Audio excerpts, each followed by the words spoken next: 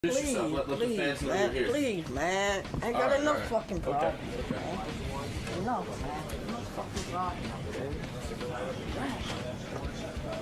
Just if I can get you to just say, please, man. hey, what's up, I'm Beetlejuice, and I'm down here at Howard Stern today. I got enough fucking problems, man. Please.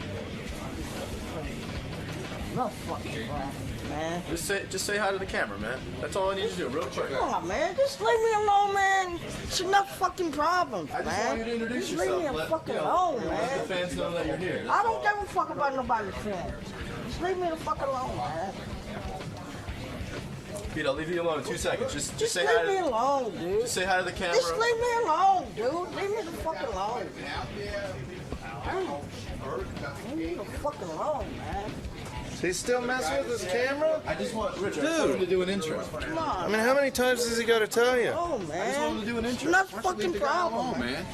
Not fucking problem, man. I just want him to say, hey, what's up, it's Beetlejuice, and have the Howard Stern Who show. cares? Who gives a shit? Leave me the fuck alone. Fans do, man. Tell him to leave you alone, too. Give me a fuck. He's crying. Please, man. Please. All right, Please. all right, I'm done. He's going to deal with world peace and fucking Please. bombing. Give me fucking peace over here, man. Damn. And while you're at it, get the camera out of my face, too. I'm tired of it. Richard, We're just trying to hang, man. Right? Ain't that right? Get it out of here. Get it out of here. Beetlejuice is here. He wants to say hi. Beetle has. The guys told me out in the green room that, quite frankly, Beetle's in one of those bad moods. He's in I saw him. I saw him with Mike the driver, and man, he gave me shit, Beetlejuice. Yeah, really? He's in a really bad mood. Yeah, what was that, Gary? Smells bad. All right. Hey, Beat. How's it doing, pal? Hey, how you doing, man? All right. I said, Beat, hey, man, come on, let's go inside. Yeah, go in. Whatever, yeah, you go in. Yeah. Hey, Beat. Beat, long time no see, pal. Not much. Not much? I haven't seen you in a while. I'm doing good. What have you been up to? Nothing. What have you been doing? You working? I'm just working, you know. Right. You're working hard? You gave me shit coming in. I just want to say, fuck you, fag. You know what I say, right? Faggot. Like, I'm mad at Jews, but still fuck the Jews. Fuck the Jews. Here we go. I can see what's going on. No distance, huh? All right. Let's have a real conversation. I wanted to get a dialogue going with him about me, and he went right to the Jews. Yeah, guys, leave Beat alone for a second. Yeah. Artie, what were you saying to Beetlejuice? I was just gonna. We say again? I was gonna say, you gave me shit coming in here, but Oh, you I know what? gave you shit You're a worse? faggot. We're a faggot or You're- we're asshole? You're a faggot for fucking giving me shit. Oh, I Fuck didn't give you you. shit. What the hell do you got? What Fuck do you, got? motherfucker. You're a little asshole. Oh, I'm a nice asshole. What is your jackass? Yeah, I'm a jackass. Oh, that's good enough. Okay, you win. greasy All Italian. right. Kind cocksucker. Why are you in a bad mood? Why are you in a bad mood? Everyone said you were. Hey, that's the way I am, baby. Really? What happened, Beat? Anything happened recently to set you off in a bad mood? Oh, a little bit. What happened? Tell me. Jews. Just a little bit, they will. Jews. Just a Hey, little. guys, tell the guys to stop talking in Beetlejuice's headphones for real, please. Yeah, he's clearly it's- distracted. He's so distracted, and also we can hear it right through the microphone. Okay? All right. I'm quieting the voices in here. Yelling. And Yeah, you're yelling at Beetlejuice in the headphones, and you got to stop. I'm asking for real. Stop. I don't think Beetle has ever. Well, that's a wrap. Well, that's it. I don't think Beetle has ever seen someone talk to the voices in his head before. Yeah, and I got too many things on my mind. That's what makes me Crazy, yeah. We get It it. makes yeah. me nuts, man. Right, I agree. Some of the guys were speculating that before you came in here, that you might have Like smoked. they amputated me, you know? Yeah. I don't like that. They amputated you? A little bit. Everyone needs Just a little. Some of the guys were speculating that perhaps you smoked some weed this morning and it puts you in a bad mood. Sometimes it does. When I smoke weed, it don't even bother me. Did Really? you smoke this morning? Weed don't bother me. Did you smoke this morning? Me? Yeah. Nah. No? Because Gary, Baba Booey, he thought you smoked weed. He thought you smelled like weed. Me? Nah, I don't Yeah. smoke weed. Yeah, I mean, weed. I hate weed. Do Really? ya? Yeah. I thought you smoke a lot of weed. I hate weed, man. Really? You know weed is illegal. Oh. Some people do, some people have it. I don't. Because I don't deal with that stuff. I don't. I've seen you smoke weed. I've seen you with a Really? joint. Well, maybe 2 days, 12 days or something. Sometimes I don't even smoke it. Right. I don't even do it. Why are you in a bad mood today? Why is everyone saying Beetle is down? I mean, I know you My called off. pressure's up too high, you Your know? pressure. Yeah. What kind of pressure you under? What's going on? Talk to me. on medication, you know what I mean? Oh, I didn't know that. What medication are you on? Haxels. Paxil?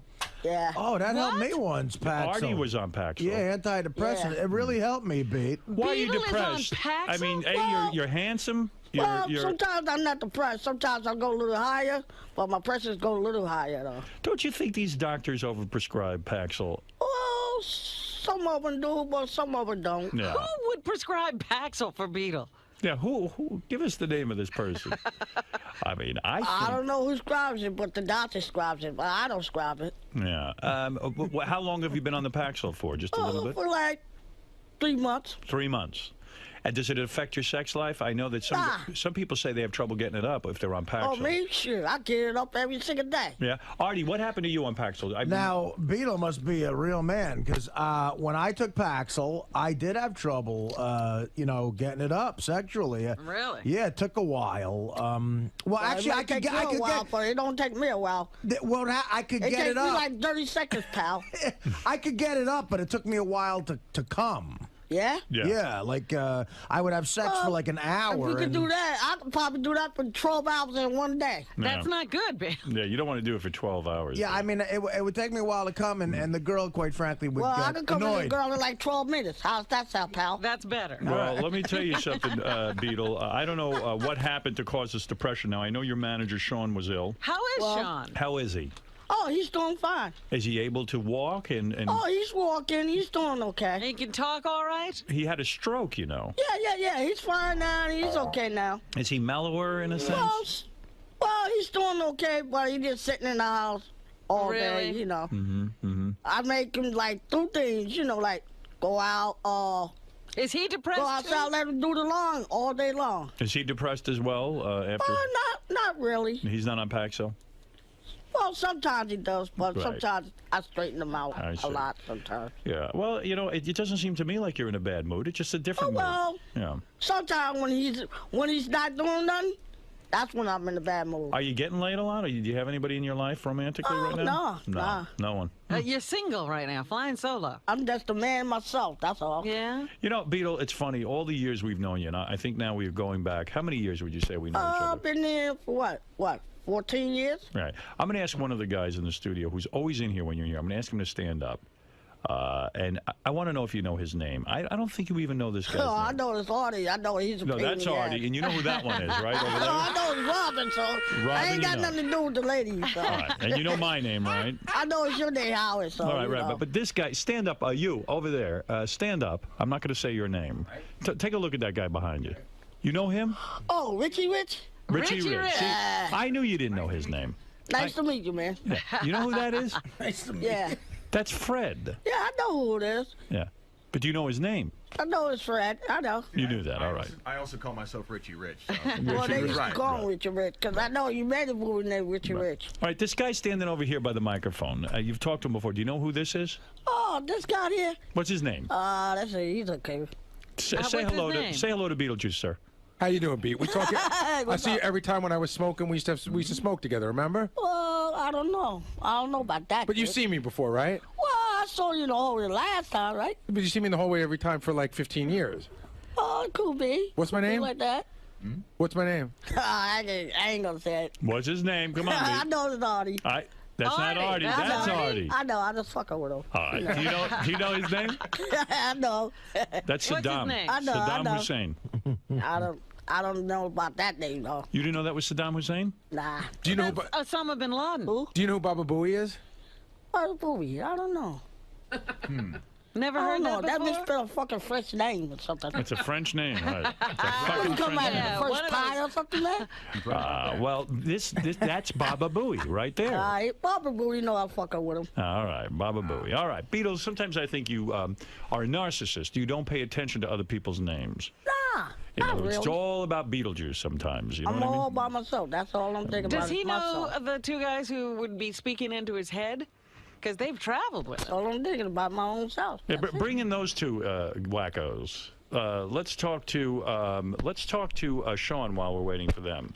Sean, you're on the air with the great Beetlejuice. Not your Sean, a different Sean. Go ahead, Sean. Hey, Howard, how you doing? All right. Yeah, I was wanting to talk to Beat about He was at a stag a couple weeks ago, and him and his driver there, Mike, were bad-mouthing you. Beetle was bad-mouthing me? Yeah, he said you owed him money. Oh, That I owed Beat money? Yeah, Who, me? honestly. He's lying. He's lying, right, Beat? And It was a his joke. driver, He's Mike, lying. there was calling you a cheap I made bastard. it all up. He's a liar. Oh, so you said it, but it was not you weren't Oh, serious. You were joking when you said it. It was a joke. He don't know what the joke is. Yeah. Come on, Beat. Beat was joking, sir. Nah, I don't think so. Yeah, Beat was joking. Pretty upset. Now, let me ask you something, Beat. This guy right here, he's worked with you a bunch of times. Do you know his name? Oh, he knows that he knows I'm joking. Say hello, sir. Hi, What's how up? are you? What's up, man? You remember Who me? is that? Oh, I don't know about that, but I got you your coffee this morning. thank you. Thank you. You don't know? Who am I? Appreciate it. What's my name? I can't even think about it. His name is Piece of Shit. Piece of Shit. Piece of shit. Nah, he's all right. Asshole. Guys are My cool. name's Asshole. You guys are cool, so ain't got no. That's But, the. you know, complain Beetle's about a your big fucking star. guys, I guess you know? he can't take time to learn names. Well, listen, Beetle is a star, and a lot of the stars don't know everyone's Right. He has Yeah. people that worry about that stuff. name. Right. I that's got other Richard. things I had to deal with. Remember you know what I mean? and Richard worked on the song together? Yeah. You guys made that song together. Remember your great song? We got I co-writing don't even credits. remember, man. I'm too old for that, man. Listen. That must be something different. I'm sorry, what was that? Maybe something different. You don't remember this? Mine's a little clear, so Who I was don't singing know. that song? Who sings that? Well, it could be me, but it's a little different. All right. Well, Beetle, there's a lot going on, and it's a lot to understand. I know that you're starting a stand-up career. Is he? Yes, I've heard about that. The Beetle is doing a stand-up thing now, and Got some, you tell jokes? yeah. How long you been doing that, Beat? What, stand up? Yeah. Well, I've been doing it for what, 9 years? Wow. And we just found out? Yeah. 9 years. Now, I'll tell you a funny 9 story. years ago, Beat, yeah. tell me if this is true, because I hear so many Beetlejuice stories. You know, everybody Right. talks. Supposedly, you were at some job. You were doing some kind of function. Right. And some girl there pissed you off. It was her house you were at. Right, And, right. and your friend said, Beat, shit on the floor. And you shit on the floor. Is that true? Do I ever sit on the floor? Nah, You never. didn't shit on the floor? Never. I heard that You story. didn't do that in somebody's Well, I house? would never did it. Never. Never. See, Never. these legends are started this Never. way. I did see his video, though. What is that? In his video, he wipes his ass with a napkin and gives it to a Chinese guy for a tip. What's a that, delivery what guy. that got to do with it? That was just a joke to play with the fucking guy. Right. Some joke. Yeah, I remember that was that. a good joke. I think it's funny. I love it. I laughed my That ass was off. a good joke, so Yeah. I made it all up. I felt bad for the guy that he had to handle your ass shit on his tissue there, but I felt bad for the Well, guy. I feel bad for the guy. Yeah, but I guess humor. Well, Did the guy God ever love find it. out? Well, it was so, I don't think he did, unless he bought the tape. You know what, Pete? they probably didn't love it after he started laughing. So what if that guy, you know, got your shit on him, hepatitis C? Tell him to get a fucking sense of humor. Right. Right? Hey, true. he You had can't such take a a joke. humor, he couldn't help himself. Now, do you do that kind of stuff on stage when you do your stand-up? Did you ever Well, I don't know. I've never been there. Never been there before. Never. Scott, you're on the air in Philadelphia. Want to say hi to Beetlejuice? Go ahead. Beetlejuice, by the way, this Friday night from... Oh, boy. What are you wearing on your head? Do you have... Who's making that noise? You or That's Beat? it. He Oh, bumps his coffee cup every time Oh, he takes is a that drink. it? Okay. You want me to move his mic so he doesn't do that? No, leave him alone. He's doing Okay. just fine. fine, We I'm like fine. hearing that. Go ahead, Scott in Philadelphia. Hey, Howard, what's going on, buddy? Hey. I'm just wondering if one of the reasons Beetlejuice is upset is because he got arrested about 2 months ago. Now, I did hear about that. You had an What? altercation with the police. You got arrested a few months ago. Kind of way. Yeah, what happened? Tell me, Well, please. I came here for a sandwich, and the next thing I know, he was arguing with the other guy. He started looking at me. He thought I did something to him, but I didn't do anything to the guy. Oh, one of those. I heard you went into a so store. I told the guy, why don't you just come on outside? We can handle this for ourselves. Yeah. Well, know? I heard you were in a convenience store, and the guy Oh. accused you of stealing a sandwich. Me stealing the sandwich? Yeah. Nah, I would never steal. No, I know Nah. that. I know No, you. I came in there to get a sandwich. I bought a sandwich, but I didn't steal anything. Right. So why did he say you stole it? I didn't steal anything. Yeah. How can I steal something I pay for it? So is that why the police You know were what I mean? called? Yeah. Why were the police called, Beat? Well, I told the guy, go right ahead, because you ain't got nothing. So, Scott, what hey, did you know hear what about it? happened? But you know what? The judge let me off. He said, know what? Scott, what did you hear So happen? how did it say hello? My buddy is a state trooper. You know? He's the one that showed up on the site. Yeah, what He got happened? called in. Well, I did what I had to do. He ordered a sandwich and some other side, and he only had money for one, and Well, he I had can money do for what I both, want so to do. But, he hey, was craving I a get mine. disturbance because he couldn't get all his food. So It's mine. my friend is a big fan of the show. He showed up, Hey. recognized Beetle, tried to I calm get him down. smiles, pal. Another officer was there, and they were going to take him home because Hey, he's you can say what pretty you drunk want. from after one of the shows. Yeah, well, doesn't sound so- good. Now what happened then when they Were were just you gonna take drinking him that home, night? And he I'm took a speaking the swing tongue. on the officer, so they had to You know arrest him I and get bring him what I in. want. But All they never right. charged because they realized he's not all the way with it. Right, yeah. So I guess you really stood up for yourself and you I beat the stood charge. up for myself. Right, you didn't have to do any jail time. Nah, Good for I you. stood up for were you- myself. Right. Were you drinking that night? No, I didn't go to jail. I only went to jail once and still got out. Still right. got on bill. All right. The heck is he Now, talking another about? story I heard, Beat, and tell me if it's true or not, that you and High Pitch Eric were somewhere working together, and High Pitch Eric, some guy paid for a Well, High Pitch Eric was working by himself. I wasn't even there. Somebody told me you saw him getting a blowjob. A guy paid for a blowjob for High Pitch Eric, and you saw it. High Pitch probably got it from himself while he was in a limo. You didn't see him getting a high. That's on him by himself. But you saw him in the limo getting a Well, blowjob. we was in a limo, but that was on him. And a girl was sucking his penis, right? Oh yeah, that was him. That was on him. And you saw it. Well, everybody was just sitting there. That's him. Right. By himself. He was aroused and getting a blowjob. Oh, yep. Yeah. Me and Mike was driving the car. He was sitting on the floor. That was him. That was him. Not you. I'm not saying it was you. I'm saying it was him. You Oh, saw it, yeah. though. It was High Pitch by himself. Yeah. Right. With a girl. Right. And she was blowing him. Oh, yeah, she was. Yeah. And you watched. Oh, I watched it. I was just watching. You didn't join in or anything? Nah. No. Well, you didn't want to? You didn't want to blow a High Pitch Eric? Nah, No, not all right. me. All right, good for you. You're a real man. You're a real man. I respect that. Well, you know, the good times don't stop with Beat. How come the girl didn't give you a blowjob? I don't deal with that no more. Oh, no kidding. You're not getting sex? Me? Uh-huh. I don't deal with that stuff no more. With what? Prostitutes? Nope. Right. All right. Or pussy in general. I hope it's just prostitutes. You don't get Fuck the pussy? prostitute, because I don't deal with shit like that no more. What man. about pussy though? You still get that? Pussy ain't mean nothing to me. Really? Whoa. What's going on? Is Beetle becoming a priest? It's the Paxil, I'm telling you, man. It's affecting his sex Really? life. Paxil's turning you fruity. Yeah. Shit. Yep. No, I sure don't fuck with my body, buddy. Do you like cock? Don't you like cock? No, That's you like cock. bro. It sounds like you like cock, you homo.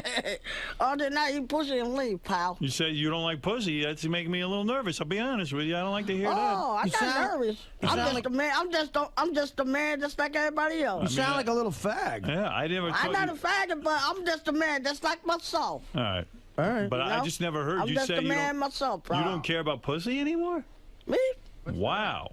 That don't even faze me no more, man. Wow. B, when's the next time you're sucking a cock? When the last time you sucked somebody's asshole? Nah, I mean, when's the How's next time that you're getting? sound? When's the next time you're getting fucked up the ass by a guy? Hey Artie, what are you saying, What man? the fuck I'm you talking saying about, Artie? you I sound can't even hear like what the hell are you talking Paxil turned you into a homo. about. What the hell are you talking about? I You then, say think you pal? don't like everyone- pussy? I, Beat, What I the think, hell are you talking Beat, about? I think everyone is shocked, as I am too, to Right. hear you say you don't care about pussy. You love the lady. Oh, pussy don't even faze me, man. But Wow. you used to love it. Pussy don't even faze me, used to Howard. do it That what? shit Doesn't don't even phase work, you. man. Pussy phases every real man. Dwarfy style. What I'm still a happened? real man, You but don't do- hey, you don't do- that don't even faze me. You don't do it dwarfy style anymore? I'm What? too big now. I weigh like 400 pounds. I'll rip my fucking back off. All right. All right. So when's the next Wow. time you're getting face fucked by a guy? Yeah, how about you get faked by a woman? Well, I'd Well, love he it does because it. I like He likes women. it. I mean, Well, there, Well, Artie. that's you then. all right. So I like women and you like dudes sexually. You probably like dudes, but I don't like dudes. You don't like. I dudes. don't fuck with dudes. All right, this is all right? getting crazy. All right, Crazy Alice is on the phone. She wants to I don't speak to deal with shit like Beetlejuice. that. Go ahead, Alice. What do you want to say to the great Beetlejuice? Who this? Beat, you mind answering her? She wants to know. Who... Yes, Alice. It's Beetlejuice here. Who this? Beetlejuice. Yeah, Alice. What else do you have to say? He's a piece of shit. Whoa. What'd she say? She said you was stupid shit. He's a piece of shit. Ain't no shit here, honey. Go back and suck on your fucking You got your own life, I got my life. Don't worry about who I am. That bitch. Shut up, bitch. Honey, I changed my name, so what the hell are you talking about? Shut up. Shut the fuck up, bitch. I changed my own life, baby. Shut the fuck up. Yeah. What are you, a fucking freak? What are you, dumbass? Well, Alice. I'm gonna fuck your sister. I'm gonna fuck that bitch before I fuck you. Pal. All right. Screw for you, pal. All right, Alice. If you have nothing nice to say, I'm going to hang up on you. Faggot. Ooh. Ain't no faggots here, pal. Fat fucking nigga. Look like a fucking snake. Look like a snake. I'll put my fucking pit bull on your ass, boy. I'll fuck my pit bull and rape your little ass. Ooh. Ooh. Know who they used to call me? I used to fight pit bull for a living, motherfucker. Did you ever did that? Huh? Did you ever been in pit bull fights? Yeah, I've been in that, pal. I make my dog eat your ass. Your mama's a cunt. Ooh. Remember that. Talking about your mother now. When you say you fought pit bulls, Pete, what was that about? I fight pit bull for a living, but hey, I got lots of pit bulls. Really? Have you ever I actually... make money, make fights with pit bulls. Wow. I never Never heard this. know. I didn't know you were into that. That's another thing we learned today. You never know. Well, I got to congratulate I have you. friends, not pit bulls. So you owned a pit bull that would fight other pit bulls, or you physically would fight a pit bull? I don't fight pit bulls. I kill pit bulls. Oh, okay. Don't you ever fight with pit bulls? Because I had a shirt that said pit bulls. And I used to bet on pit bulls. You I what? put pit bulls and people fights on it. Yeah, he okay? used to bet on them. You saying you would bulls. physically fight a pit bull with your bare hands? Wow. Nah, What would you use? I used the dog. No. Oh, I see. The dog would. Yeah, Dogs he will fight had two a other pit bull. dogs. Oh, Yeah. How many- I thought you would actually fight the pit bull. I had pit bull fight other dogs. You trained pit bulls to be killers. Oh, yeah. Yeah. That's how you make money. So you made a lot of money? Maybe. Oh, okay. We get it. IRS might be listening. I get it. Well, I think Smart man. pit bull fighting in general is illegal. Let's go to John. How many pit bulls you own, Beat? I can't tell you that. That's personal. John in Hartford, you're on the air. Hi, Howard. Yes. Hey, I know Beetlejuice is a little slow and everything, but how is it possible that he doesn't even recognize Artie? It's like he didn't even know who he was. People are shocked you didn't recognize Baba Booey. Anybody can recognize Baba Booey. All right, we're going to bring 3 people in here. You pick out Baba Booey. All right. You know, it's weird. I was just accusing William Shatner of this earlier. He just knows you, Robin, and me. He's a bit of a starfucker. Hey, Beetle, you keep knocking your microphone with that glass. cup, The yeah. drink, yeah. The cup. Not even there. The glass. The cup's not even there. Oh, okay. All right. I must be hallucinating. Well, you know what I'm saying? When you put it in your mouth, it knocks into your microphone over Oh, no. Yeah, your mic is right there, Beetle. there. Yeah. It's your microphone over there. No, I'm popping the microphone, but not me, though. Okay, good. All right. I made a mistake. All right. Which one of these 3 guys is Baba Booey? Take a look at those 3 I know guys. it's Baba Booey. He Turn your can't head. fade me. Look over there. Look over there. I know it's Baba Booey. Which I one is know Baba it's all Booey? over there. Which Pick one out is Baba it? Booey. Pick out Baba Booey. I know it's Baba Booey. That's right. You're right. all There it right, is. all right. Okay. He Good does for now. you. I'm just concerned. That's all. I want you to know who Baba Booey is. Hey, how you doing there, Howard? This is Bobo. Listen, I sat on the know what you plane mean. behind Beetlejuice on the way to Vegas, and Beetle's sitting next to Sean. He stunk up the whole fucking plane. He shit his fucking pants. That ain't right. What are you saying? You were on a plane with Beetlejuice and he shit his own pants? Yeah, it stunk What the is whole he plane talking out. about? He's talking to himself. No, I'm telling it was you, man, because you left the dirty fucking diapers. How can you see me and I wasn't even there? Yeah, you What are wear you talking Pampers, about? Don't you wear Never Pampers? been on the plane. All right, What the that's heck ridiculous. is you talking about? Beetlejuice is a grown man. You don't wear a diaper, right? He probably does. Yeah. What are you saying about a diaper, Bobo? What are you saying about a diaper? He wore diapers on the He plane. wears the diaper like a baby? That's right, you're a baby. What do you wears a baby hat like All a right. diaper? Let's go to Mark the Bagger, okay? And let's see what he has to say. Yes, Mark. Alaikum assalami, my brother. Oh, isn't that nice? He says hello to you. I'm Mark. Do you know Mark? Yeah. What do you want to Get say the to... cum out of your ears, and that's what I'm trying to say to you. Dick licker. Ass wipe. Oh. Go fuck yourself, dickhead. He's talking about. He's talking to you. He's saying dick licker. You won't believe I don't it. know what the hell she talking about. I have black cock fell out of my ass. What? Sounds good to me, ass wipe. Love the show. All right, Mark. Thank you. I need your advice. Go ahead. What is it? I just have one question. Go ahead. How do I get a Michelob bottle out of my ass? All right, thank you. Beetle, do you know how to get a Michelob bottle out of your Well, Beat, isn't it great that you are here? Your career is thriving. What was the announcement? Did he make it? Yes, I'm going to make it for him. This is the big announcement that Beetlejuice, the reason he is here. I think it's that he's a fag. Hey. I didn't know which was the big I don't one. pay no attention to this guy. I don't even pay no attention to Artie either. Hey. Not that guy or Artie. Why does he got to keep saying that? Just because you don't like pussy? Yeah, man. I don't even listen to him. I can't believe you don't I like can't pussy. even hear him. I can't believe I can't even hear him. If we I don't brought pay no attention to him. When's the last time you got laid? I ain't get laid a long time ago, man. Really? If we brought a beautiful woman in here, you wouldn't care. A long time ago, honey. Really? You don't even care. He doesn't care. See, this is the big announcement. Beetlejuice. I don't pay no attention to him. The man's evolved. He transcended pussy. I don't pay any attention. That's an advanced race. Wow. Wait, Blue Iris is on Only the thing phone. I do is get drunk. I don't even pay attention to nobody. Blue Iris, hi. Go ahead. Oh, come on, piece of shit. How are you? Hello? He wants to know how you are. She wants to know how you are. Why don't you What the fuck hell me? was that? Well, it's a That's girl. Blue Iris. She's coming on to you. Listen. I love a black cock. Oh. I don't understand what she's talking about. Oh, this is making me so hot. She's coming on to you, man. I'm massaging my breasts. She says she's massaging her breasts. She's I into love you. the taste of ball juice. She loves the taste of ball juice. I don't know what she's talking about. Are you I stroking don't your even cock? understand English. I don't even What was know that, the hell Blue she's Iris? talking Can you about. repeat that? Are you stroking your cock? Are you stroking? Answer It's her. a sex phone call.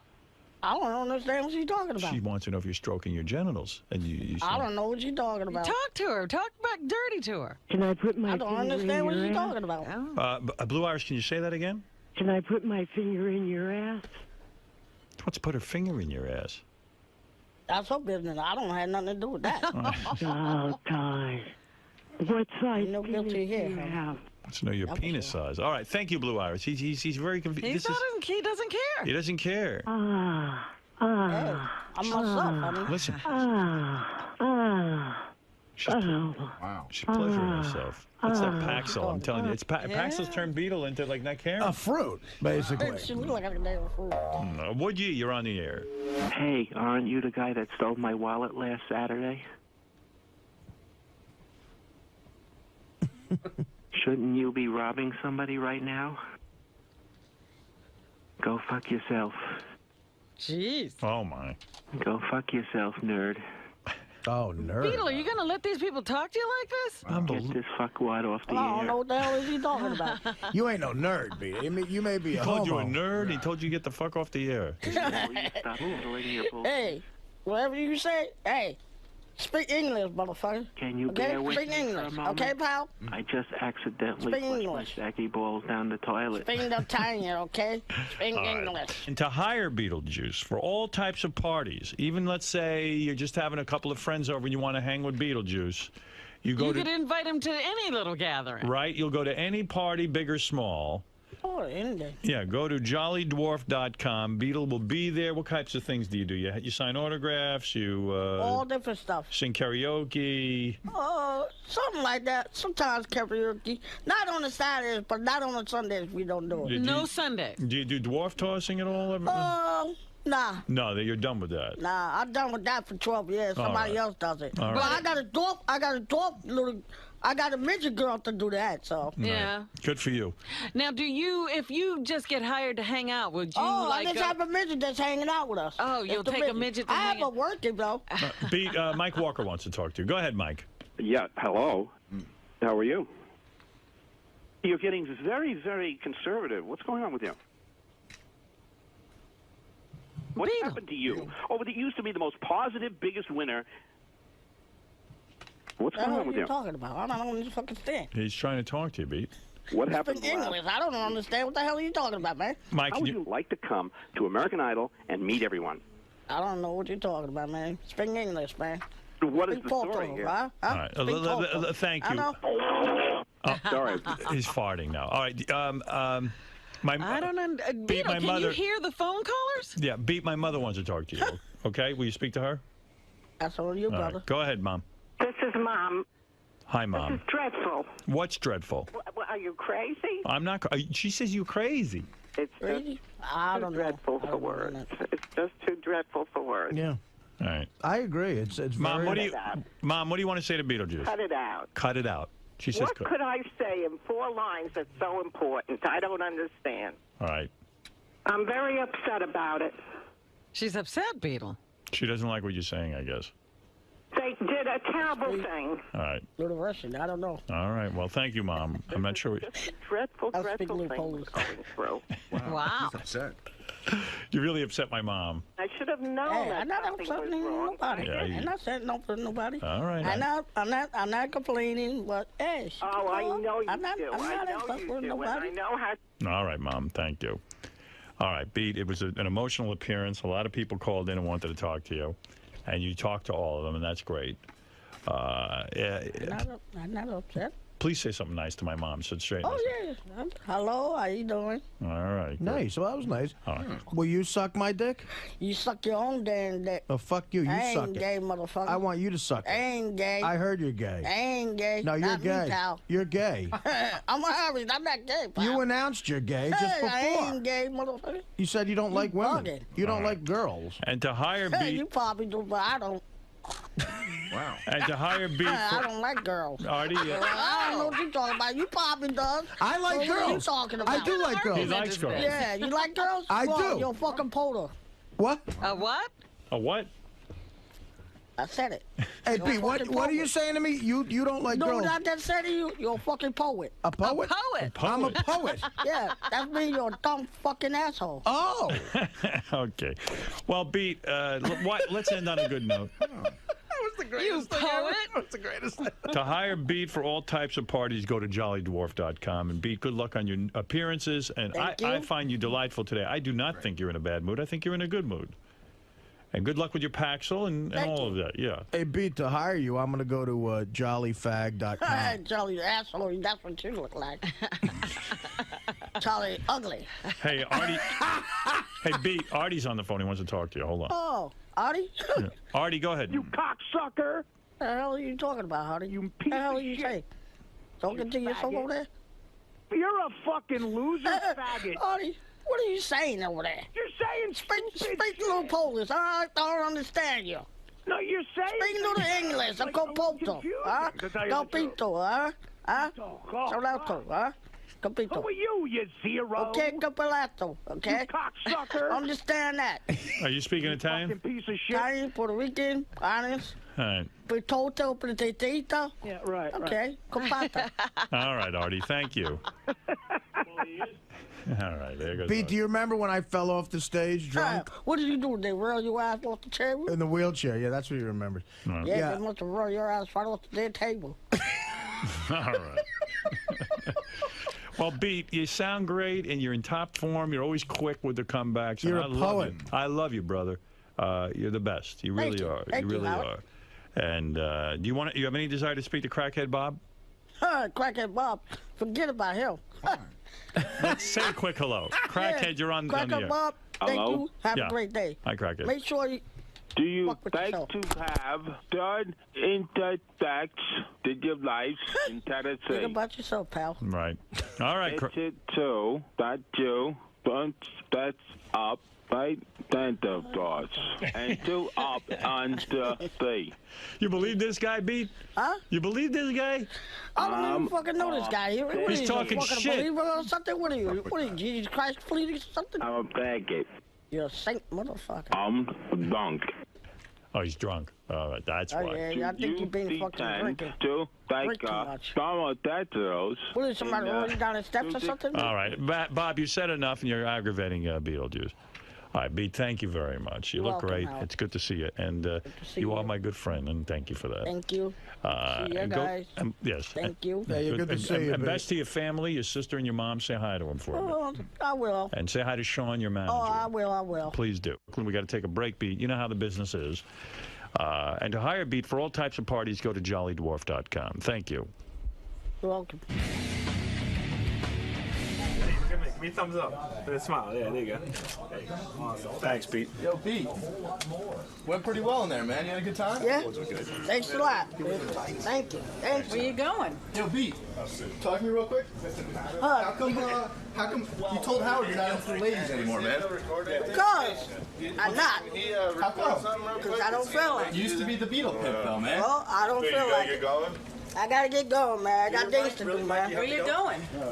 Don't worry about where I'm going. Pete, you don't smoke weed anymore either? Nah, I don't. How come? I don't deal with that. Hey, I don't B. mess with that shit. How's it going, Not man? good. Hey, Pete, come on back in, man. I'm not coming back in. I got things to do, man. What about Artie? What's his problem, man? I don't know. I speak a little Russian, but I don't want to deal with that shit. You're done That's his dealing with him? business. That's his business. I don't deal with it. I don't want to deal with nobody's business. That's for sure, man. I can't deal with that. Right. So, Pete.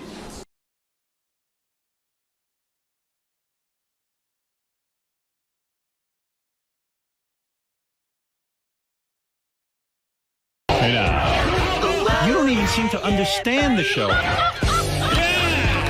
You just ruin everything. You gotta be funny in here. I can't wait for you guys to see this on Howard TV.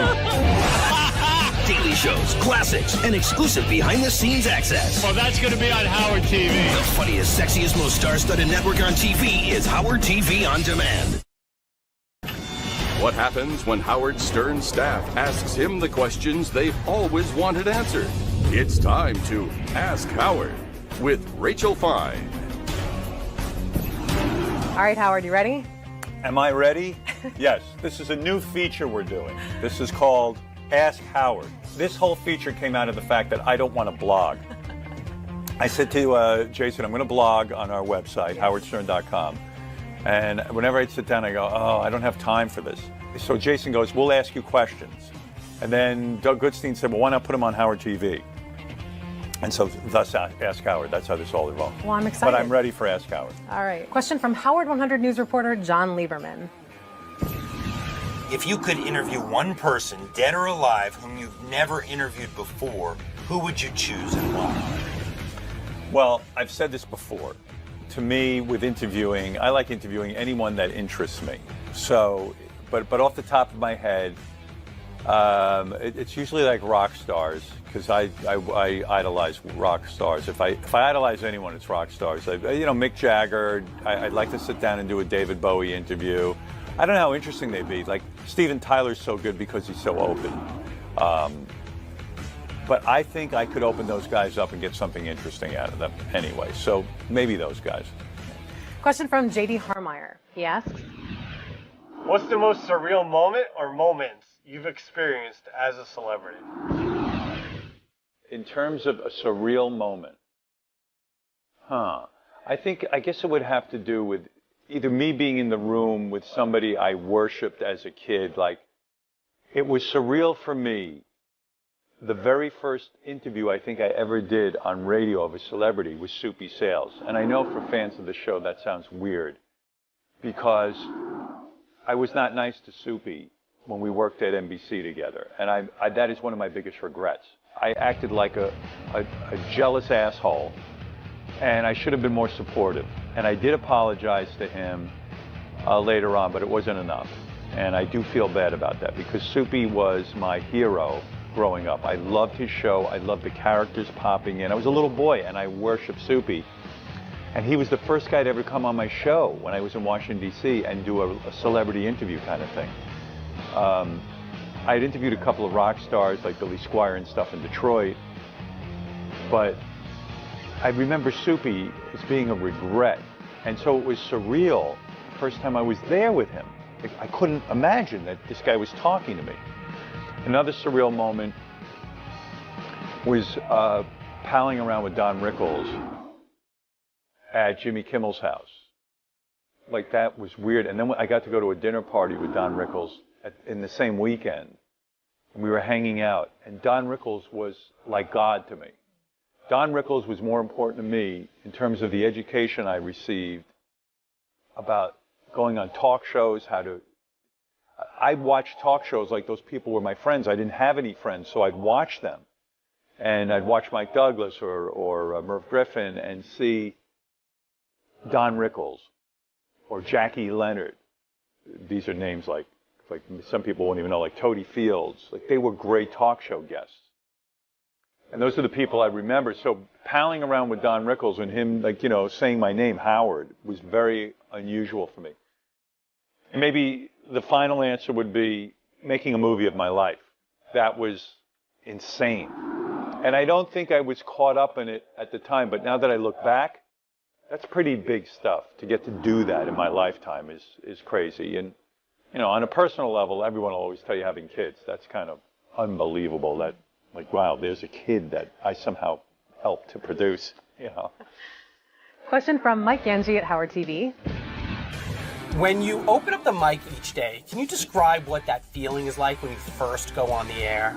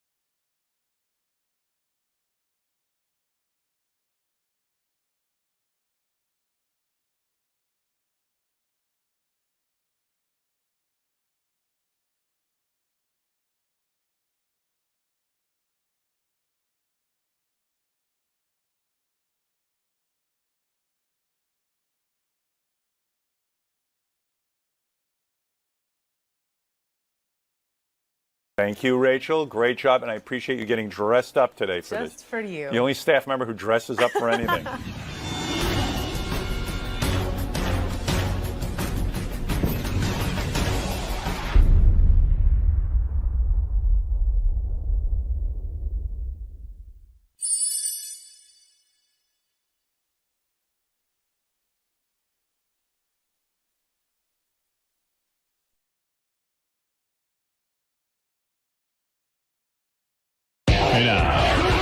You don't even seem to understand the show.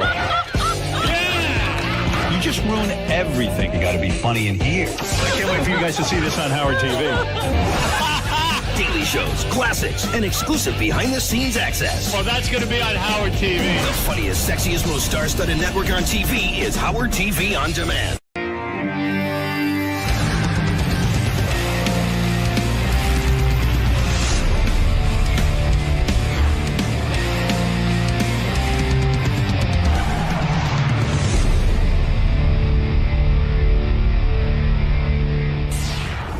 John was just pointing out that for the Kimmel wedding, that it's a short article and you did make the cut, considering the celebrities that were there. Yeah, right, but I wasn't photographed. Do you know there were paparazzi hiding in the bushes? First of all, where was it? In Ojai, in Ojai, California, in a place called like the Ojai. I don't even know where Ojai is. It Ojai in LA? It's an hour away from Santa Barbara. Holy shit! How involved is it getting in the, like hiding in the bushes? Is it like unbelievably? I don't even know how the fuck they did it. It's a private resort. It's crazy. I, of course, was at the Jimmy Kimmel wedding extravaganza over the weekend. How was that? I had been waiting with bated breath to find out what that was like. It was beautiful, first of all. I mean, you know, I'm so fond of Jimmy and Molly that I was really You were happy happy for to them. see them take their Yeah. vows, that walk down the aisle. And it was fun. I mean, I was kind of like annoyed that I left Friday morning, and I had to come back Sunday morning. And you know me, I don't travel well, and I'm always exhausted. And so, like, the whole day Sunday was gone, and the whole Why day did Friday you- was gone. Wait a minute, but why did you leave on Friday? You could have made it a longer trip. Oh, well, what am I going to do there? I mean, What do you do here? Lay around? No, but I mean, that's what. No, I had stuff to do in New York, and then Friday was the day before. You know, Saturday was the wedding, so I left Friday.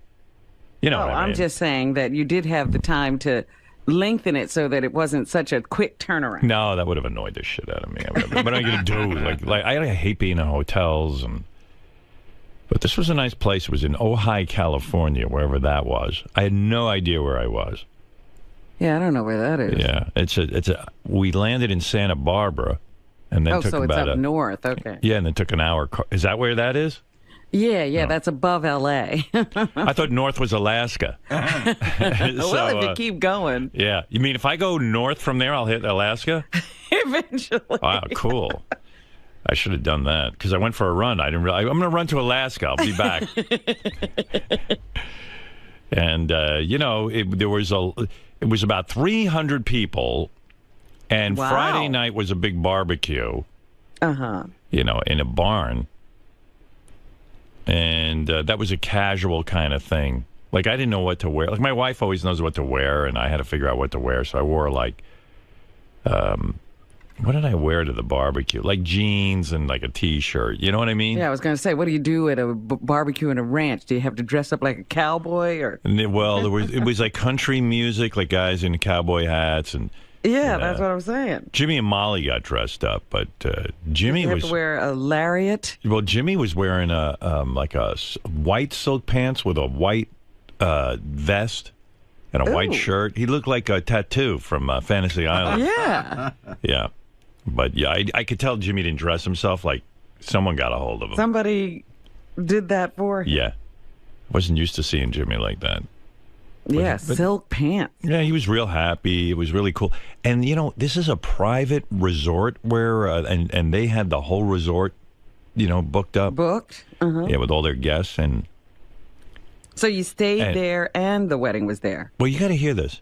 The paparazzi were very interested in getting pictures of this wedding because I think my theory is because Jennifer Aniston was there. And Jennifer Aniston, that girl, I don't know how she functions in her life because everywhere she goes, for some reason, they want pictures of her, candid pictures of her. And, I mean, like, they go berserk. I was talking to one of the security guys, and he said to me, yeah, we've had a couple incidents already with paparazzi. I go, what do you mean? Well, like how do they get onto the property? Because what they do is they book rooms, other people book rooms, and then sell them to the paparazzi. Oh. Yeah, so they had already picked off 2 or 3. But sure who enough, in the world knows that's a business? oh my God, it's a whole business. They must pay a lot of money for these pictures because I should have taken some pictures. Because Jimmy wrote, no social media, no picture taking. Did they collect your phone? No, but I was glad he put that because everyone with these phones, they drive you fucking nuts. So, of course, right after the wedding, there are the pictures. These guys were hiding in the bushes on the property. I don't even know how they do it. They should be in the military. They should be in the military. I mean, this is why we can't find out what the terrorists are doing. They're busy finding out what Jennifer Aniston is doing. I'm telling you. I don't even know. I mean, I was there. I don't know how these guys... You had to take a trolley. Like, there was, like, little trolley cars set up on the property to get to each event. And they had pictures, like, within an hour of Jennifer Aniston on the trolley car. And this one and that one. It was unbelievable. Wouldn't it be funny at the end of all of this if you found out Jennifer Aniston hired these people herself? That would make sense because it's ridiculous. I've never seen anything like it. But that's a business out in Hollywood. Just following Jennifer Aniston. Yeah. Yeah. And it was quite, you know who I love who was there? Andy Richter. I love that fucking guy. Really? Yeah. When did you discover you loved Andy? I love him. You know when I discovered? I went back to my room. I go, I love Andy Richter. I did. It was so funny. I walked out. I got a free lunch at this place, believe it or not. My wife and I were going to go for a run, and then we wanted to lock our stuff up in the safe in the room, in the hotel safe. Whatever it is, in your room. You have a little room safe. Right. Both safes in the room didn't lock. So I call up the security guy. I go, hey, I can't lock up my shit. Put my wallet and stuff in there. So they come up. For an hour, they're in my room with me, trying to get these safes to work. They finally do, and the guy says, hey, I want to offer you a free lunch because we took up an hour of your time. I was like, oh, you don't have to do that. Meanwhile, I'm such an asshole. I'm like, what do you mean you don't have to do that? I was like, yeah, of course he should do. I was arguing with myself. I try to be a sport, and I go, you don't have to do that. And I was like, fuck, I just spent an hour with security trying to get this stupid safe to work. Of course I deserve a free lunch. Yeah, how about just saying thank you? That's a nice gesture. I don't know. For taking up my time. Yeah, you're right, but I didn't. But the guy insisted, and then I said, okay. So we went for a run, and then we went to lunch. And Beth orders a smoothie. I go, we're getting a free lunch. Should order everything on the menu. I was in full diet mode, so I just ordered like grilled salmon and nothing else. I lost 15 pounds. On the break? Well, or yeah, that, like that meal. My whole diet kicked in, like over the break, and I worked out a bunch, and I did. I dropped 15 pounds. I could fit into my suit to go to Jimmy's wedding. Good. Oh, my God. I was so pleased with myself. I'm so disgusting. And I'm walking around like I was at the pool with my shirt off because I'm thinking I'm looking so good. Did the paparazzi catch you? No. You know what? I thought we were paparazzi safe, so I was like walking around. I didn't care. I had my balls out. But I didn't know that the paparazzi really were there. I was like, wow, this place is pretty, safe and secure. But Andy Richter is funny. And I saw J.J. Abrams, of course, the great director. Mm-hmm. He's working on the new Star Wars. I was asking him about that. Yeah, I did get a little. Secrets? Yeah. I put in my 2 cents. You told him what you would like to see? Yeah, I said, I like C-3PO. Bring him back. Let's see C-3PO. Yeah, I don't know. I put it. I don't even. JJ's amazing. I wouldn't even know where to begin, like making a new Star Wars. Like that wouldn't even interest me because I'm not even sure where to begin. You know what I mean? Yeah, it's such a mess. It's a mess. What do you do with it? Yeah, how do you straighten out that whole situation? It's such a fucking mess. Well, he straightened it out with Star Trek because I thought that was a mess too, and he kind of came up with something new. Yeah, but at least it was only the TV show that had become a mess. It wasn't the movie. Oh my God. The whole Star Wars thing is a mess. I had a real good table at the wedding, too. How do you tell if you have a good table? Oh, you can tell. Oh, some people have bad tables. I had a good table. Here's who I was at my table. Bob Iger and his wife, Willow. Okay. Who, of course, runs Disney. He's a powerful guy. And that's good. Because, if I'm going to be there, I might as well talk to some powerful people. You want to have a power guy at your table. Yeah, he's a real nice guy, too. He seems to be. Brad Gray, the head of Paramount Pictures. That's a big guy, too. Yeah, I wish I'd had a few projects. I could have sold them while I was there. You could have pitched at this table. I was like, hey, I should be pitching these guys. So yeah, to the left of me was Bob Iger and his wife. Let's see who else was Johnny Knoxville and his beautiful wife Naomi. Well, that seems like a sharp left turn. Yeah, I know. I go, Johnny, don't embarrass us. Some big shots here. Don't don't start to taking your balls and whacking the food with it or something. Right. Yeah. Johnny was there. I never know what to call Johnny Knoxville because everyone who knows him calls him PJ or something like JP or PJ. Like he has some sort of other name. Right. Like Andy Richter calls him PJ. He goes, hey, PJ. And I'm like, wow, I'm the only one who calls him Johnny. I must be like a dickhead because it's like calling Bozo the Clown Bozo when instead of Larry Harmon. Yeah, you're not in the inner circle. Yeah, you don't know Bozo is really Larry. Hey, Bozo, how you doing? My name's Larry, all right? I don't have the wig on right now. So evidently Johnny's name is only Johnny when he's doing That's his professional name. When he's getting hit by a truck.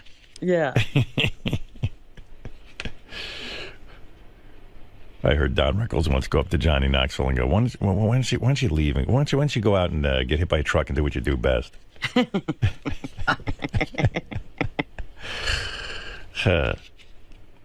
But, yeah, so it's Johnny Knoxville's name is like PJ. Oh, yeah, John. Here's a note. Johnny's real name is Philip John, so it's PJ.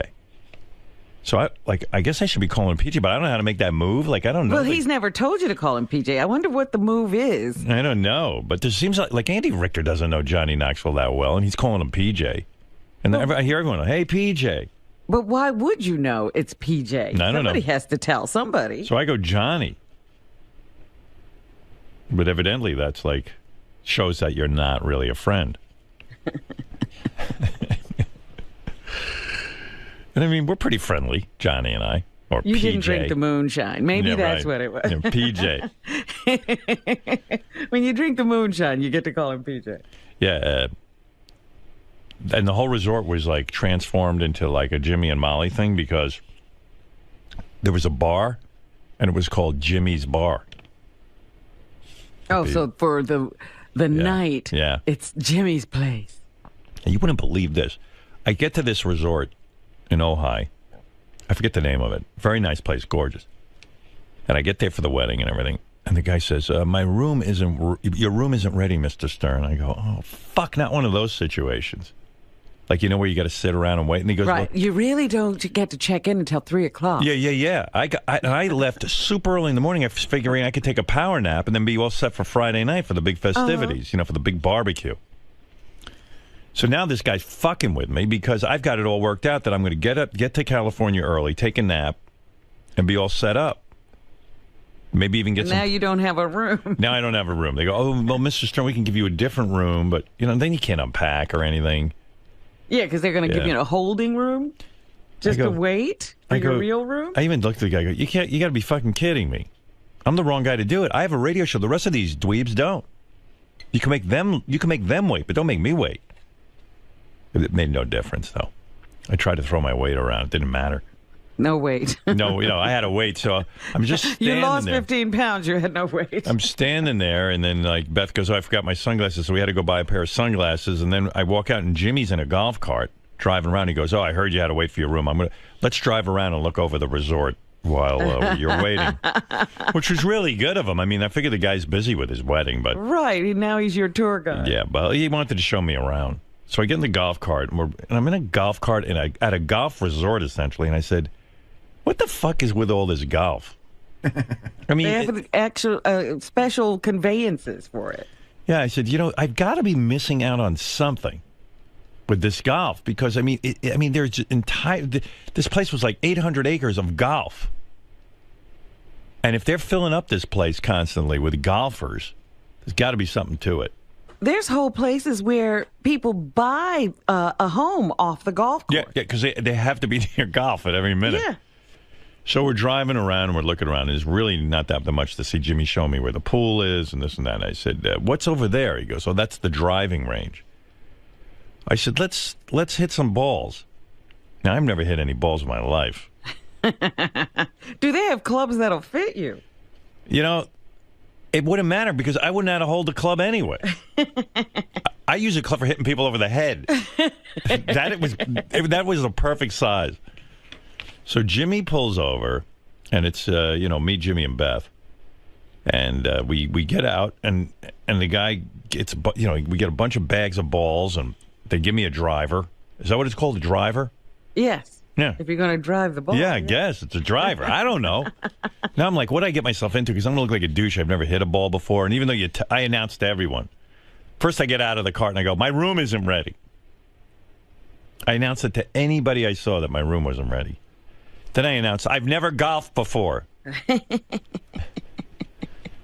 it's not like me to try anything athletic. You know that. I'm not looking for any new challenges or to humiliate myself. I get humiliated enough in life. But we went down there and I said, Jimmy, let me see you do it. Then he did, and he took a swing and he hit the ball. Did he know the stance and everything? He knew the grip? Yeah, but Jimmy wasn't really teaching me anything. You know what I mean? Like, he could have said, hey, this is what you do. I go, Jimmy, how do you even hold the club? So then I go, Robin, I whacked this ball over 300 yards. Really? Yeah. Are you kidding To the furthest flag. Jimmy goes, wow, that's a pretty good ball. Now, normally... That's Tiger Woods and better. Yeah. What? Scott DePace just hit me on the speaker. He goes, I'm calling bullshit. Scott, here's the problem. Beth was videotaping it. I got it on video. I got it on my iPhone. Yards? I can't hit a 300 yards. Call Jimmy. I hit it over... So I said, well, that's just beginner's luck. Well, they put down one ball after another, and I didn't hit every ball 300 yards, but I'm telling you, I hit 20-25% of my balls 300 yards. What are you doing sitting here? We got to get you That's what I said. Professional golf. So they call over the pro. I said, you got to watch me. I stopped everybody. There was even some guy there, like he looked like he was a pro. I said, you got to watch me hit this fucking ball. I think I'm an idiot savant. He just won the U.S. Open. No, you're just an idiot, he said. No, I said, this is unbelievable. And I'm whacking balls, and now I'm going whacking balls crazy. Now you're loving golf. You know what, though? I said, there's no way I'll ever be able to do this again. Like, I'd go out on a course with a bunch of guys and probably miss the ball 57 times. And not only was I whacking the ball 300 yards, I didn't even know. I put the tee all the way into the ground. Yes. You didn't even have it sitting up? No, the tee's supposed to be sitting up. Jimmy didn't even tell me that. I said, Jimmy, I go, what's with this tee? He goes, oh, no, you gotta... And once I put it up, then I was really fucking hitting the ball. Wow. It ain't that hard. But then someone explained to me, it isn't the driving that's hard. It's when you get to the hole to get it in the accuracy. Yeah. Even Jimmy was like, shit, I can't hit it that far. And he goes, man, your accuracy was like I was right near the hole. Wow. But I wasn't really aiming. I just addressed the ball, go, hello, ball, and then I just hit it. So evidently I'm like the world's greatest golfer. Apparently, Howard, what I'm getting from the office is they want to see the video. Gary, come here. You got to see this. I don't know. I would release this. I would put this on the web, actually. But I don't know what Jimmy's talking about. Like, you know how like Jimmy's in the background talking to Beth. I just want to make sure it's nothing confidential. You should... Here, wait. I got my phone. I know. This is unbelievable. Wait, what? You should let DePace watch it, just because, I'll look at it too, but he's the... And you won't know what... Listen, I'm not lying. You can ask my wife. 300 yards is, Howard, it's a ridiculous amount. I hit the yellow flag. It's over 300 yards. 300 yards, and not just once. He wants to see it. What do you want from me? Wait, let me get... It's going to take me a while to get it. Don't get too anxious. 300 yards is like... You know what it's like saying? It's like saying... I went down to City Field yesterday, and I was taking batting practice, and I hit one into the upper deck. What can I tell you? Right? Ask Jimmy. I only have one of my... Here, wait, this is one of them. I think this is it. Let me make sure. Oh. The next day, it said, move over, Charles Barkley. You're no longer the worst celebrity. All right, wait. That's Jimmy talking to Beth. And Beth's taping me. Here, come here. Get over here. You got to see this, DePace. Come in. Watch me fucking drive. You're not going to believe this shit. Watch this. Poor posture. Yeah. What do you want from me? First of all, look, wait till you see him. First of all, I'm 6'5", and the little stick that you hit shit with is too goddamn small for me. I gotta get. That's what I said. I didn't think they'd have a club that would fit you. I got to get my own fucking clubs. Like Mark Consuelos has his own clubs. He had them shipped down there for the weekend. He's wearing all black on the golf course, yeah, too. Right? Dude, I just stepped off a plane. Oh my what do you want from me? I didn't have any clothes with me. Scott, just see the shirt. All right. Fucking it's dick. Grass. What are you supposed to dress for grass? The next day, it said, move over, Charles Barkley. You're no longer the worst celebrity golfer. Oh, stop it. That's hilarious. That's pretty good. Down there is the yellow flags. I hit 300 yards, and I hit it 20 times in a row. That's not I got that on video. That's What? Tweet that, I said. You wouldn't believe. That's pretty good, man. At least you hit the ball. Hit the ball. I'm telling you, it's nothing for me. But I'm Scott, like fucking Tiger Woods. I'm Tiger Woods. What I'm saying is, like, remember when Tiger Woods was 4 years old and everybody was going crazy about what kind of golfer he was going to be? They should be doing the same for you now. Yeah, but my father ignored me. Tiger Woods' father paid attention to him. I'm telling you. So now you know how fun it is. But Scott, was that 300 yards? No, there's no way that's 300 yards. It's not. I don't even know what 300 yards means. The guys were telling me I was hitting it out to the yellow flag. I go, how far is that? They go, 300 yards. Jimmy goes, yeah. And then I did it again because nobody believed it. 300 yards is the line of you're a great golfer. I'm a professional golfer. I would say that's about 200. Dude, let's go play. Dude, they mark it off. I'm not telling you. I'm not making up the 300 yards. This is what they mark it off. The yellow flag is 300. The purple flag is 200. The shitty flag is like a black flag that's like, whatever. Yeah.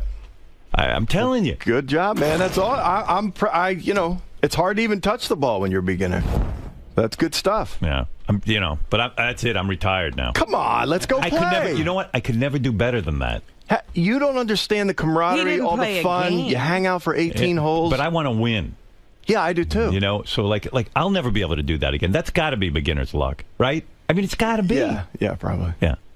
Or maybe you should actually try to play one game. Suppose you are the world's greatest golfer. I know. What if I am? And the only reason we don't know it is because you would never play a game. It's true. Who knows? I might be the world's greatest pianist, too. We just don't know yet. I won't try. Don't you think it would be fun hanging out with me for 18 holes? Come on. I actually enjoy your company. Let's go do it. Yeah. All right. Have you really ever spent time with him? Yeah, actually, I have. Spent the whole weekend with him. We had a good time. You weren't alone. No, I had other. Are you crazy? I had other people there. I'm going to be alone with them. Golf might be alone. But anyway, this guy doesn't play. What do you mean there's no way you hit a golf ball 300 yards? I know I did because everyone was there. And I got it on tape. You hit it off the grass and without a tee? No. I had a tee. I didn't know how to put I didn't realize the tee sticks up all the way. Like I had it pushed all the way into the ground. Will you put it on Twitter or something so we can all see it? All right. All right. Oh, yeah.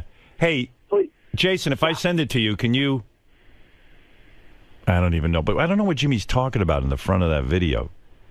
He's just telling a story about Charles Barkley. Charles Barkley, but I don't know. Is that something that he... Charles Barkley is notorious for being a terrible golfer. Right. Charles had a show where he did like a 20-week show to fix his swing on the Golf Channel.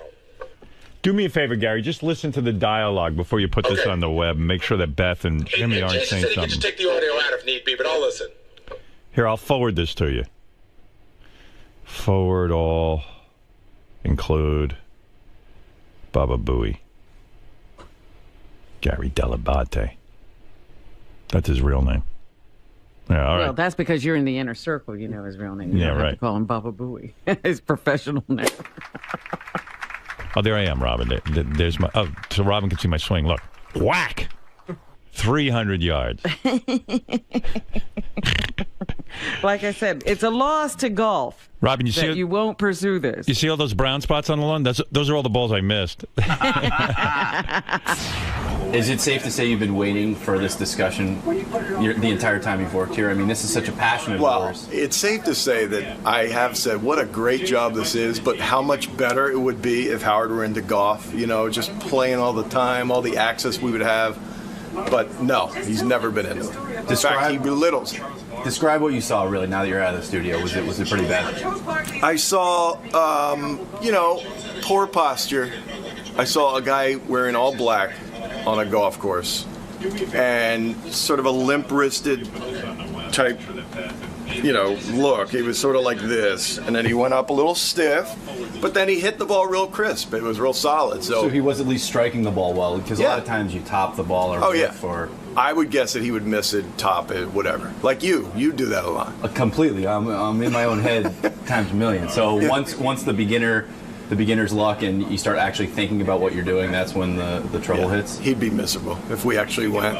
It would, the first hole he'd miss it, and he'd be like, fuck this. Do you think that day will ever happen? I hope it does. I hope. If there's one thing he could give me, it would be a nice round of golf. That would be a really special day. Thank you, sir. Yes. Hey, by the way, everyone keeps asking me about the Trayvon Martin case, and I was shocked by the verdict, actually. I don't understand the laws down in Florida. My feeling all along was this, with this thing. The basis of my questioning was, everyone said, not everyone, this guy Zimmerman, and by the way, that's the most startling thing in this case. A Puerto Rican guy's name is Zimmerman. Yeah, a Hispanic Zimmerman. Yeah. I go, wait, how'd that happen? Never mind any of the other questions about who's guilty or innocent. Now someone ended up dead. His name is Zimmerman. And you go, oh, wow, this is a Jewish guy versus a black guy. No. They go, he's a Puerto Rican guy named Zimmerman. That guy, fucked up world we live in. You can't tell what anybody is anymore. And the point is, it doesn't really matter. If I was a prosecutor, I'd come right out questioning even that. Sir, we need to know, how is your name Zimmerman and you're Puerto Rican? Anyway, maybe that was the argument. My take on this whole thing was, because everyone was asking me, what do you think's going to happen? I said, look, the bottom line is this. This guy Zimmerman claimed that this kid, Trayvon Martin, was suspicious. The question, what was so suspicious about this kid? He was black. I mean, what was he doing? He was walking down the street in a hoodie. And a lot of teenage kids, white and black, wear hoodies. So why was he suspicious? What is suspicious about Trayvon Martin? It was the neighborhood, and Trayvon was black. Right.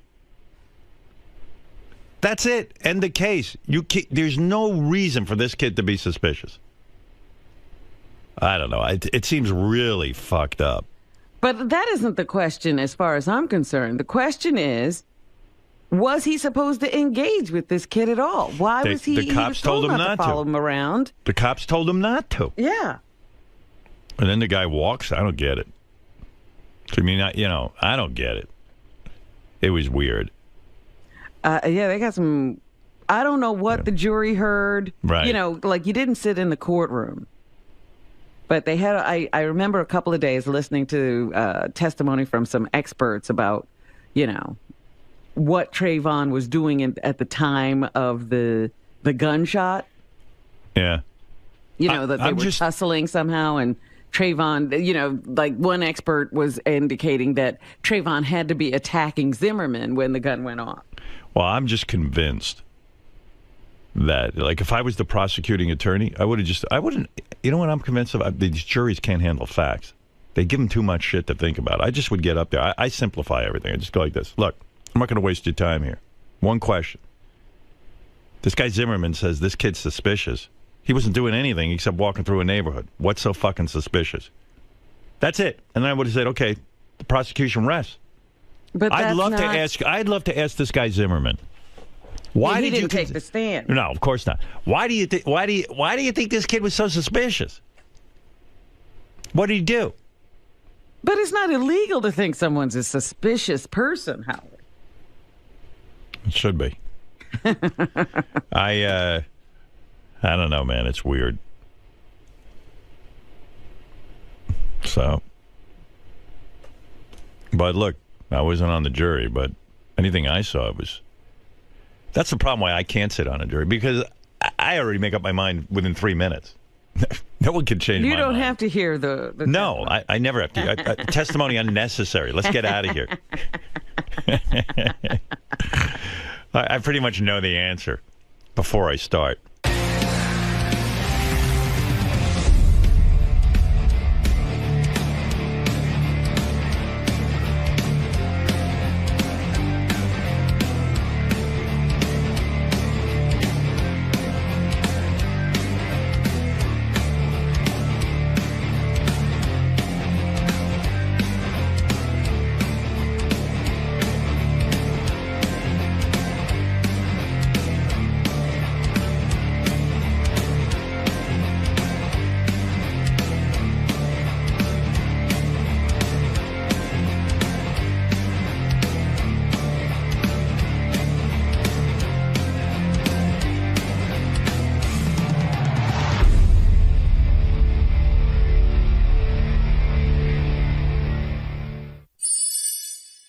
When Howard Stern's staff asks him the questions they've always wanted answered.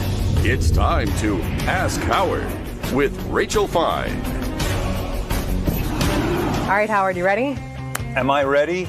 Yes. This is a new feature we're doing. This is called Ask Howard. This whole feature came out of the fact that I don't want to blog. I said to Jason, I'm going to blog on our website, howardstern.com. And whenever I sit down, I go, oh, I don't have time for this. So Jason goes, we'll ask you questions. And then Doug Goodstein said, well, why not put him on Howard TV?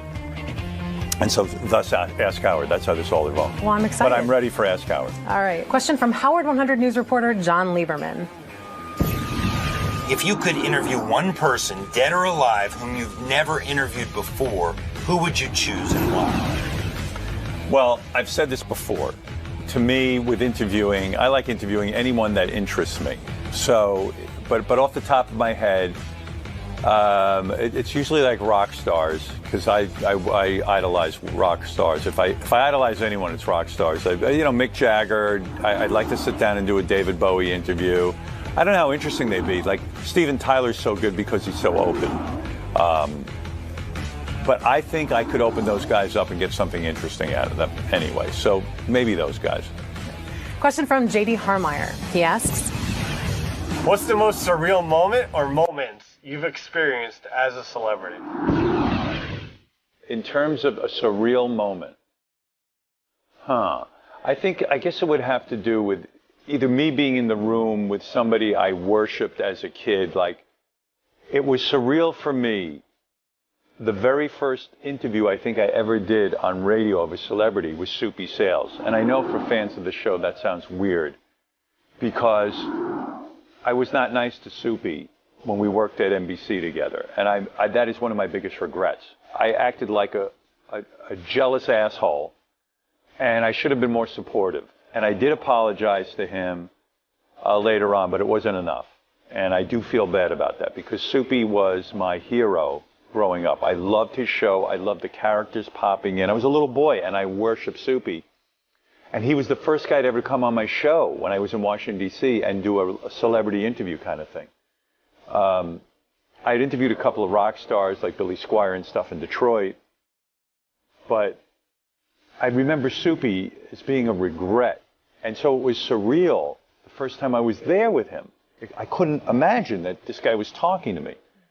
Another surreal moment was palling around with Don Rickles at Jimmy Kimmel's house.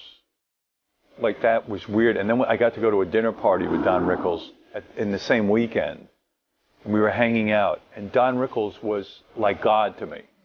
Don Rickles was more important to me in terms of the education I received about going on talk shows, I watched talk shows like those people were my friends. I didn't have any friends, so I'd watch them. And I'd watch Mike Douglas or Merv Griffin and see Don Rickles or Jackie Leonard. These are names like some people won't even know, like Toady Fields. Like, they were great talk show guests. And those are the people I remember. So palling around with Don Rickles and him, saying my name, Howard, was very unusual for me. And maybe the final answer would be making a movie of my life.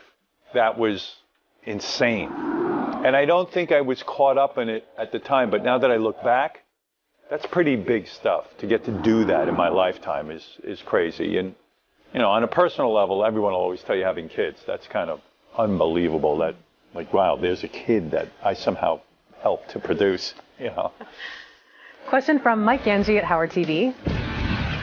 When you open up the mic each day, can you describe what that feeling is like when you first go on the air? At first in my career, it was dread. Like, I'm going to screw this up. I'm going to make a mistake. Something's going to go wrong, or I'm not good enough. Now when I open up the microphone, I'm really intrigued as to what I'm going to say. There is a basic outline that I do. I do a lot of prep before the show, believe it or not, at night. And I'm pretty well prepared, but I never know exactly where I'm going to go. And a lot of times that agenda will even come from a conversation I'm having with Gary. Literally, I'll be in the back reading a newspaper. I've got my whole agenda set in my head for the first 15, 20 minutes. And then I'll have a conversation with Gary, and whatever Gary leaves me with, I'll just pick up right then and there and start going. Again, I don't know if you want to get into the vortex. We never talked about how Benji had a bit where you guys would lose weight, whoever lost, got to look at the other one naked for a minute. But it's now kind of a blank feeling. It's like I'm calm, I put the microphone on, and I know what I have to do. And if everything's in place, especially if Robin is there and Fred is there, I'm fine. Like those two people in particular, because they've been with me the longest. And now we have a great team, too. I mean, like, Like Benji sitting there is of great comfort to me. Gary being in place is of great comfort to me. And having everyone around, Sal, Richard, all those guys, even Ronnie, like, you know, you can pull him in, you know, if something's going on. But I've become a lot more calm. It used to be dread. There's never a nervous butterfly kind of feeling. Not anymore, no. Used to be, especially when I had to spin records. I lived in fear of that kind of radio show. I hated it. That's the thing that prompted me to stop playing music completely. I hated that aspect of, oh my God, if the records, there's dead air, and what if I have to go hit the commercials and they don't work, and what do I hated that. I hated that pressure. I want to thank you so much for taking the time to sit down. This was fantastic. Thank you, Rachel. Great job, and I appreciate being dressed up today for this. Just for you. The only staff member who dresses up for any.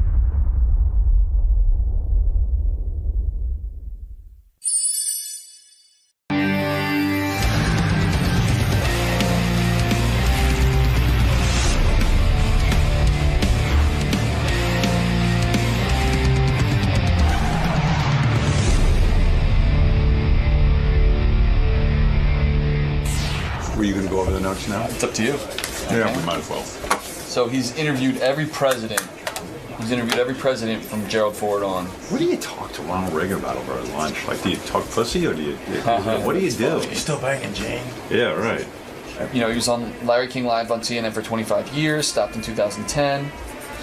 You know, he prided himself. Killing him. I mean, because that was his whole life show. And now the best part is the ratings are shittier than when. Yeah, right. Well, that's kind of my first opening discussion. Right. I mean, it's a killer. I wonder if they've ever, in any way, shape, or form, contacted him about the possibility of coming back.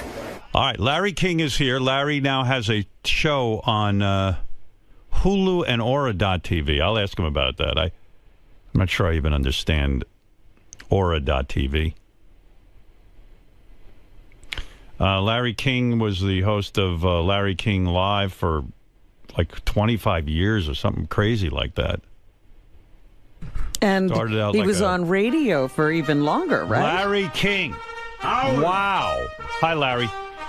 Never saw him out of a studio before. I know. Hey, Larry, I said to Robin, how long did you host Larry King Live for? 25 years? 26. It turned out to be, it was supposed to be 25, but then when we parted ways, they told me to stay an extra year, so I stayed 26. 26-year run. The longest, what is it? I got the Guinness thing. It's the longest running show hosted by one person at the same time on the same network.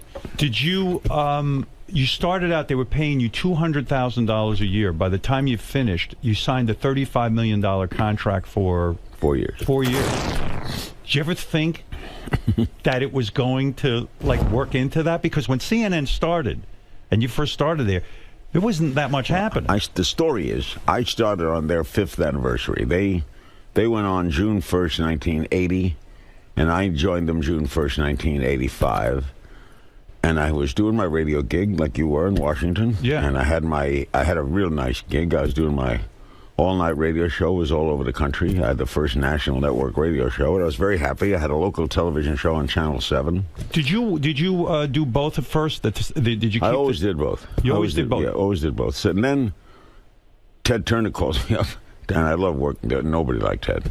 And he calls me up like on a Tuesday, and he says, Sandy Freeman's doing a show here from 9 to 10 at night. Her husband's breaking my back. He wants a raise, and he's our manager, and I'm going to ship it to him. You want to do the show?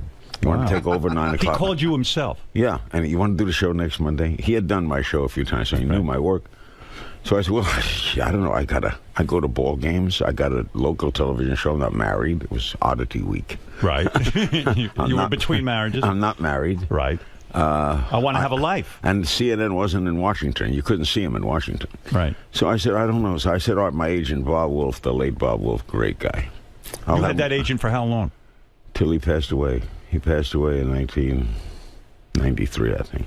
When your agent dies and you've had that guy, the same guy, the whole career, do you trust anybody to be your agent after something like that? You have to trust. Right. And I had some recommendations, but I had some nice people replace him. I stayed with his agency for a while. He had a big agency. And then I moved on to ICM. But anyway, So Bob comes back to me and says, listen, you're making $200,000 on the radio. Right.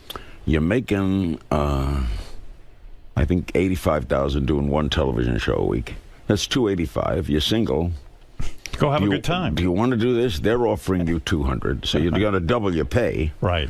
But you'll miss your hockey games, your baseball games, because you got to be there at 9 o'clock. So he said, I worked a deal with Turner.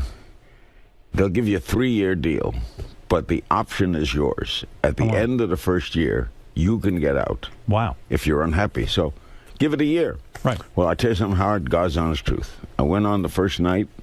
Mario Cuomo was the guest. I knew in 5 minutes. You loved it. I loved this shit. It was just there for me. And then you gave up the radio show. I gave up eventually. I did. Right. I gave up the local TV show. And what was your life like doing? What were your hours when you did overnights? Was it midnight? Midnight to 5:30. Was that did that wreak havoc on your life?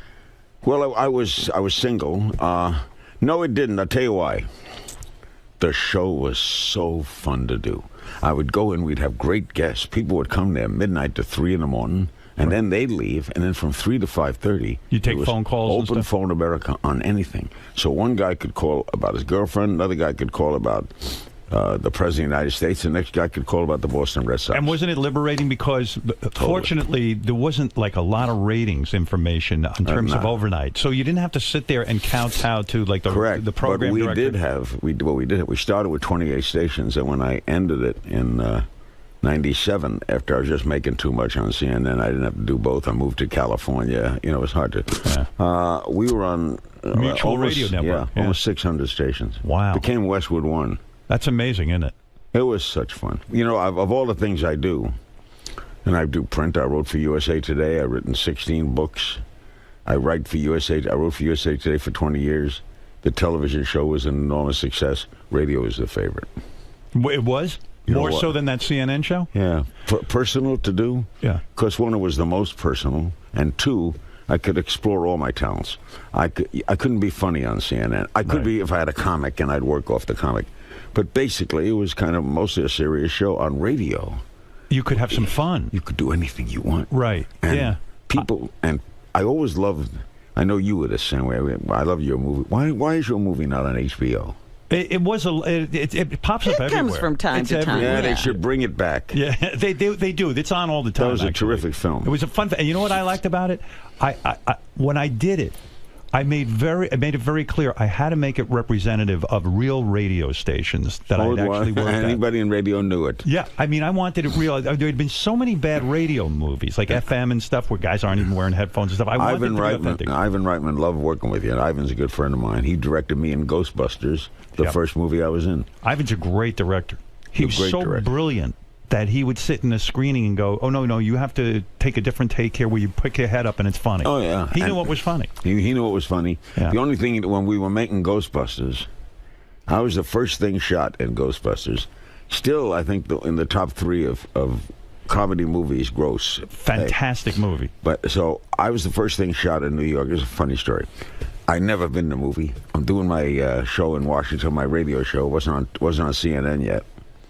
And they did it at 1440 Broadway, the old WOR studio. They had to run the wires all the way up to the 22nd floor. And I'm downstairs and sitting with Ivan. Right. And he says, I have no idea how this movie's going to do. I said, why? He says, Belushi died. Right. And Bill Murray has taken the role, but he's only taken on the grounds that he does Belushi's lines. He will not change a line. Wow. So every line Murray did in Ghostbusters 1 was written for Belushi.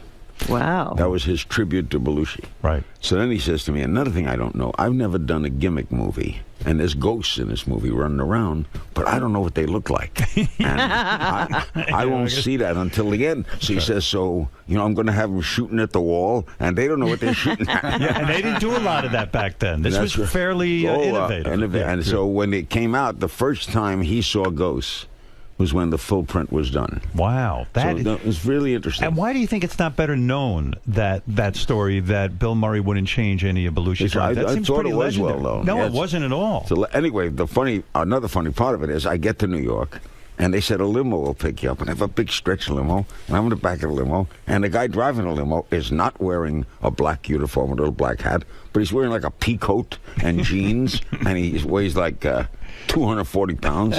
And he looks back, and I had to say to him, I said, I haven't ridden in many limos, but you don't look like a limo driver. He said, well, I'm not, I'm with the Teamsters. Yeah. I says, yeah, and we got the contract for all mobile things,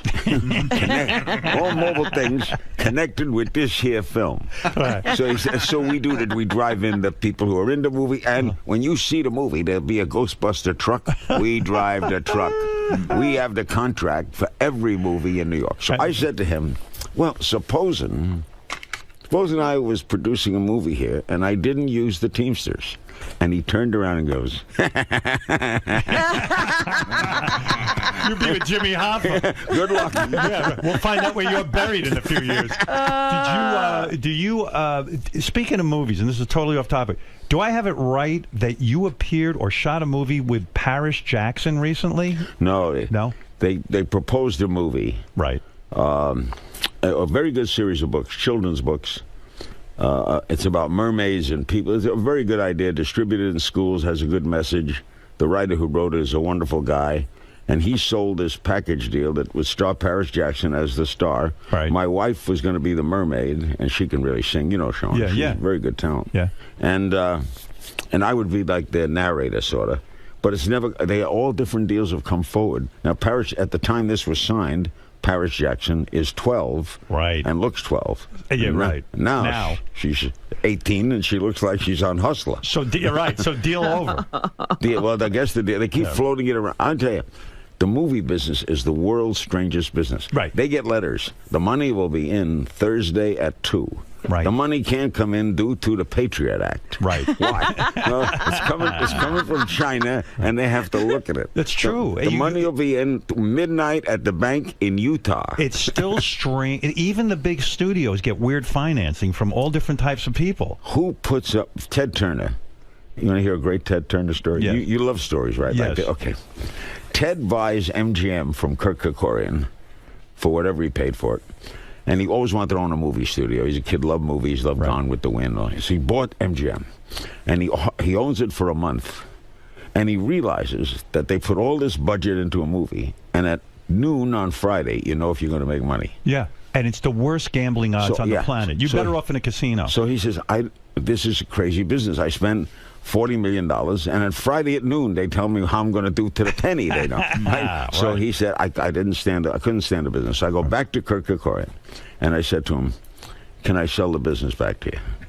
I'm going to take it at a loss. Kirk made money. Right. Okay, so he buys it back at a loss. As Ted is walking out the door, now Kirk is a great guy, Kirk Kerkorian. He owns hotels, he owns Vegas. Very successful guy. Very, and a great guy. He turns around, Ted, and he said, oh, by the way, Kirk, could I keep the movies, the old movies? And Kurt Carr says, sure, what am I going to do with old movies? Send me a hotel movie. Right.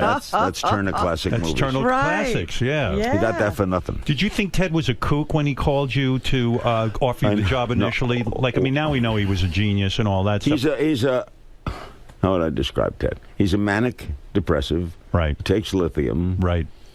He's the most, I can't emphasize enough, most loyal person ever lived.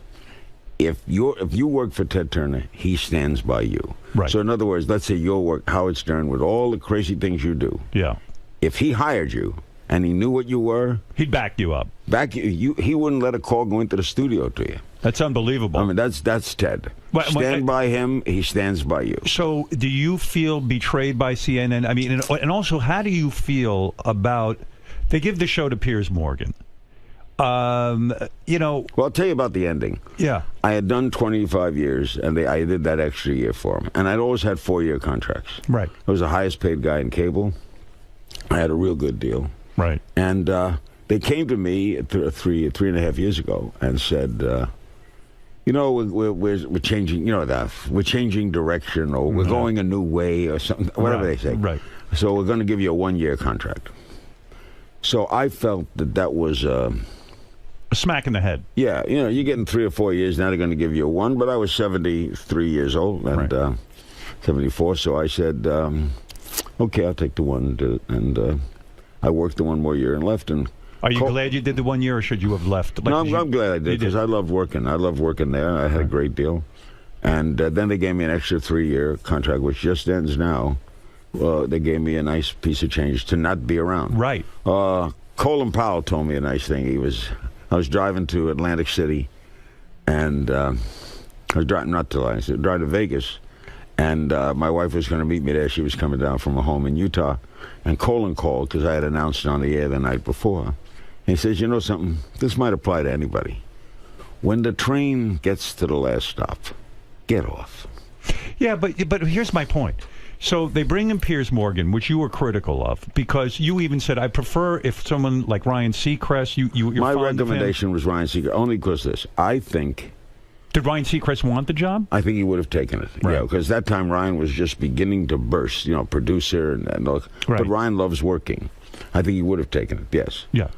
And I thought, I had nothing against, I didn't know Piers Morgan.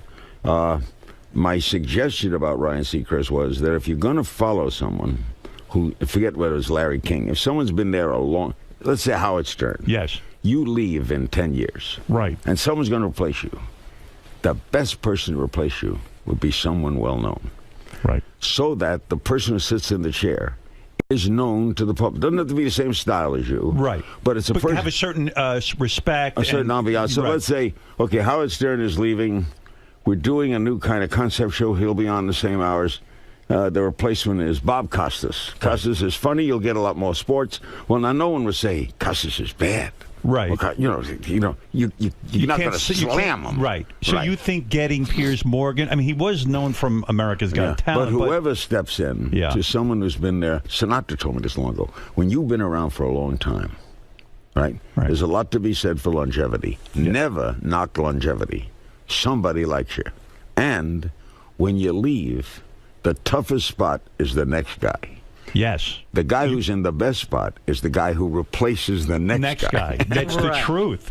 And do you think Piers should have embraced you or come and met with you and he made a statement that's like following Sinatra. Right. The only rub, I didn't even have a rub. I don't dislike Piers. I've been on his show a couple of times. He's a nice guy. I don't do the show the way he does it. Do you check the ratings? Because the truth be told, your ratings were way higher than Piers. I don't check them. I'm told that. Right. Do you have satisfaction in that?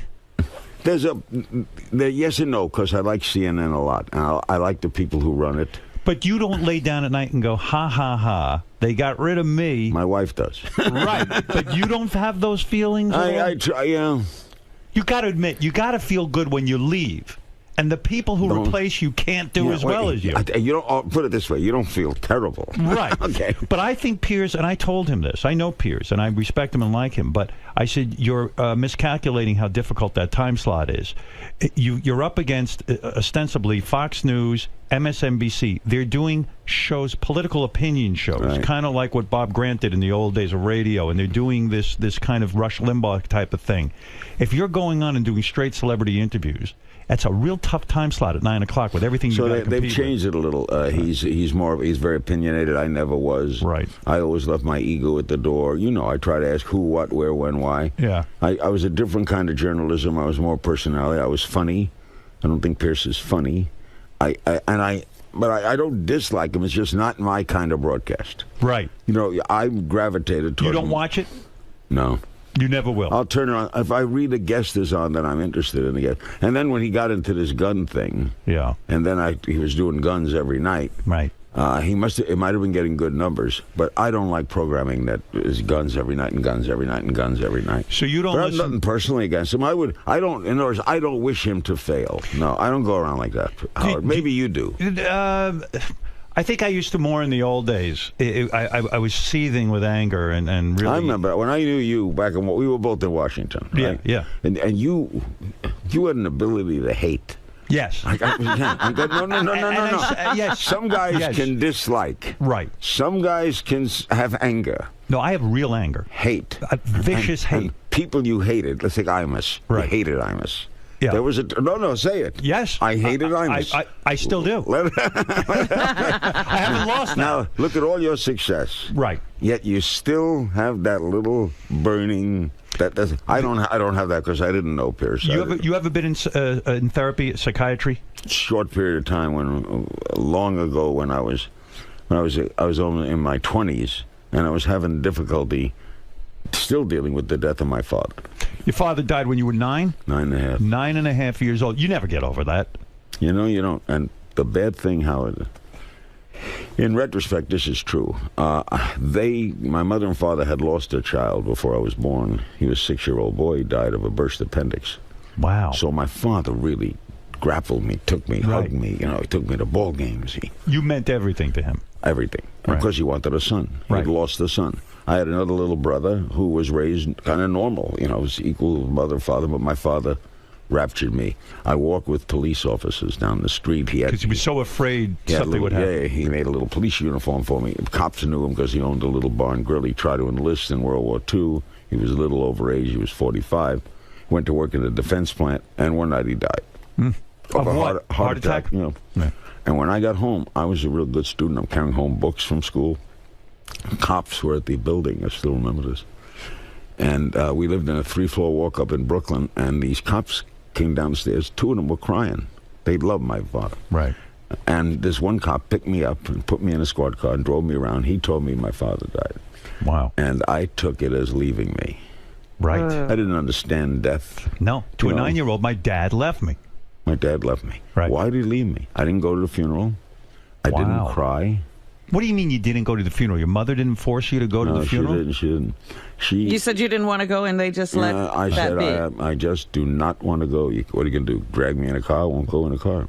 Wow. My brother went, and the family went. It's pretty evolved of your mother not to drag you there anyway. Yeah, and my mother raised me and my brother, and then her mother died 3 weeks later. It was a tough time for her. She never remarried. We were on relief for 2 years. You ever been poor? Well, we were in a wealthy family, no, but never on welfare. I was on welfare. 2 years. We call it relief. Yeah, I read a story about you that to this day you will never wear wire-rimmed glasses because they used to give you free wire-rimmed glasses. Now, my first pair of glasses was bought by the city of New York. And that New York is right? New York is still the most generous city in the world. Absolutely. New York, you don't need national welfare programs. New York will take care of you. That's right. If you're listening to this radio show now, and you're down and out, you don't have to beg on the corner. You can go somewhere. They call it relief. That's true. And so New York City paid a 75% of the rent. Wow. And gave us a living allowance. And when you had need, like my eyes were going bad. So why? And they bought my first pair of glasses. Why do you think you don't have the same anger I have? I mean, the anger is you felt left by your father. You have real father hunger. You wanted that attention from a man. And it's made me a good father. It has, because because in other words, you recognize how badly you want a father, and you do that for your kids. Correct. Is it at your age? How old are you now? 79. How are you managing 10-year-olds? Aren't you fucking exhausted? They're 14 and 13 now. Oh, that's right. Okay. They keep me young.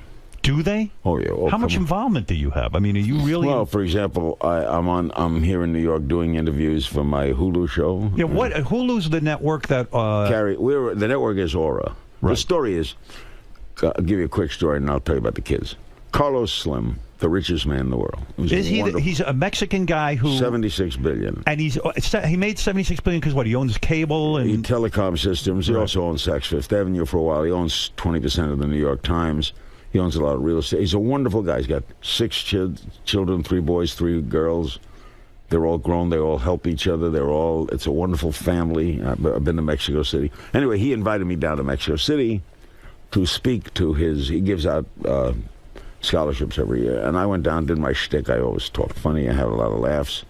And then he drove me around in his car, and then he came to the United States. He went on my CNN show. We had dinner at the house. We had a great dinner. Right. I did it with Barry Bonds, Ernie Banks, the mayor, Sidney Poitier. You love that. Yeah. Oh, Ryan Seacrest had signed a $20 million deal that morning, and he had a funny line.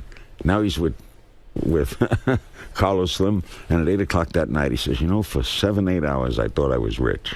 Carlos Slim ruined it for him. Ruined it. So anyway, yeah. he said, you got to do something. You can't retire. You got to do something. Right. And my wife Shawn came up with the idea, well, why not the internet? It's the next big thing. Why don't we do a show? I have a little network on the internet. We'll do a Larry show, and we'll add other shows.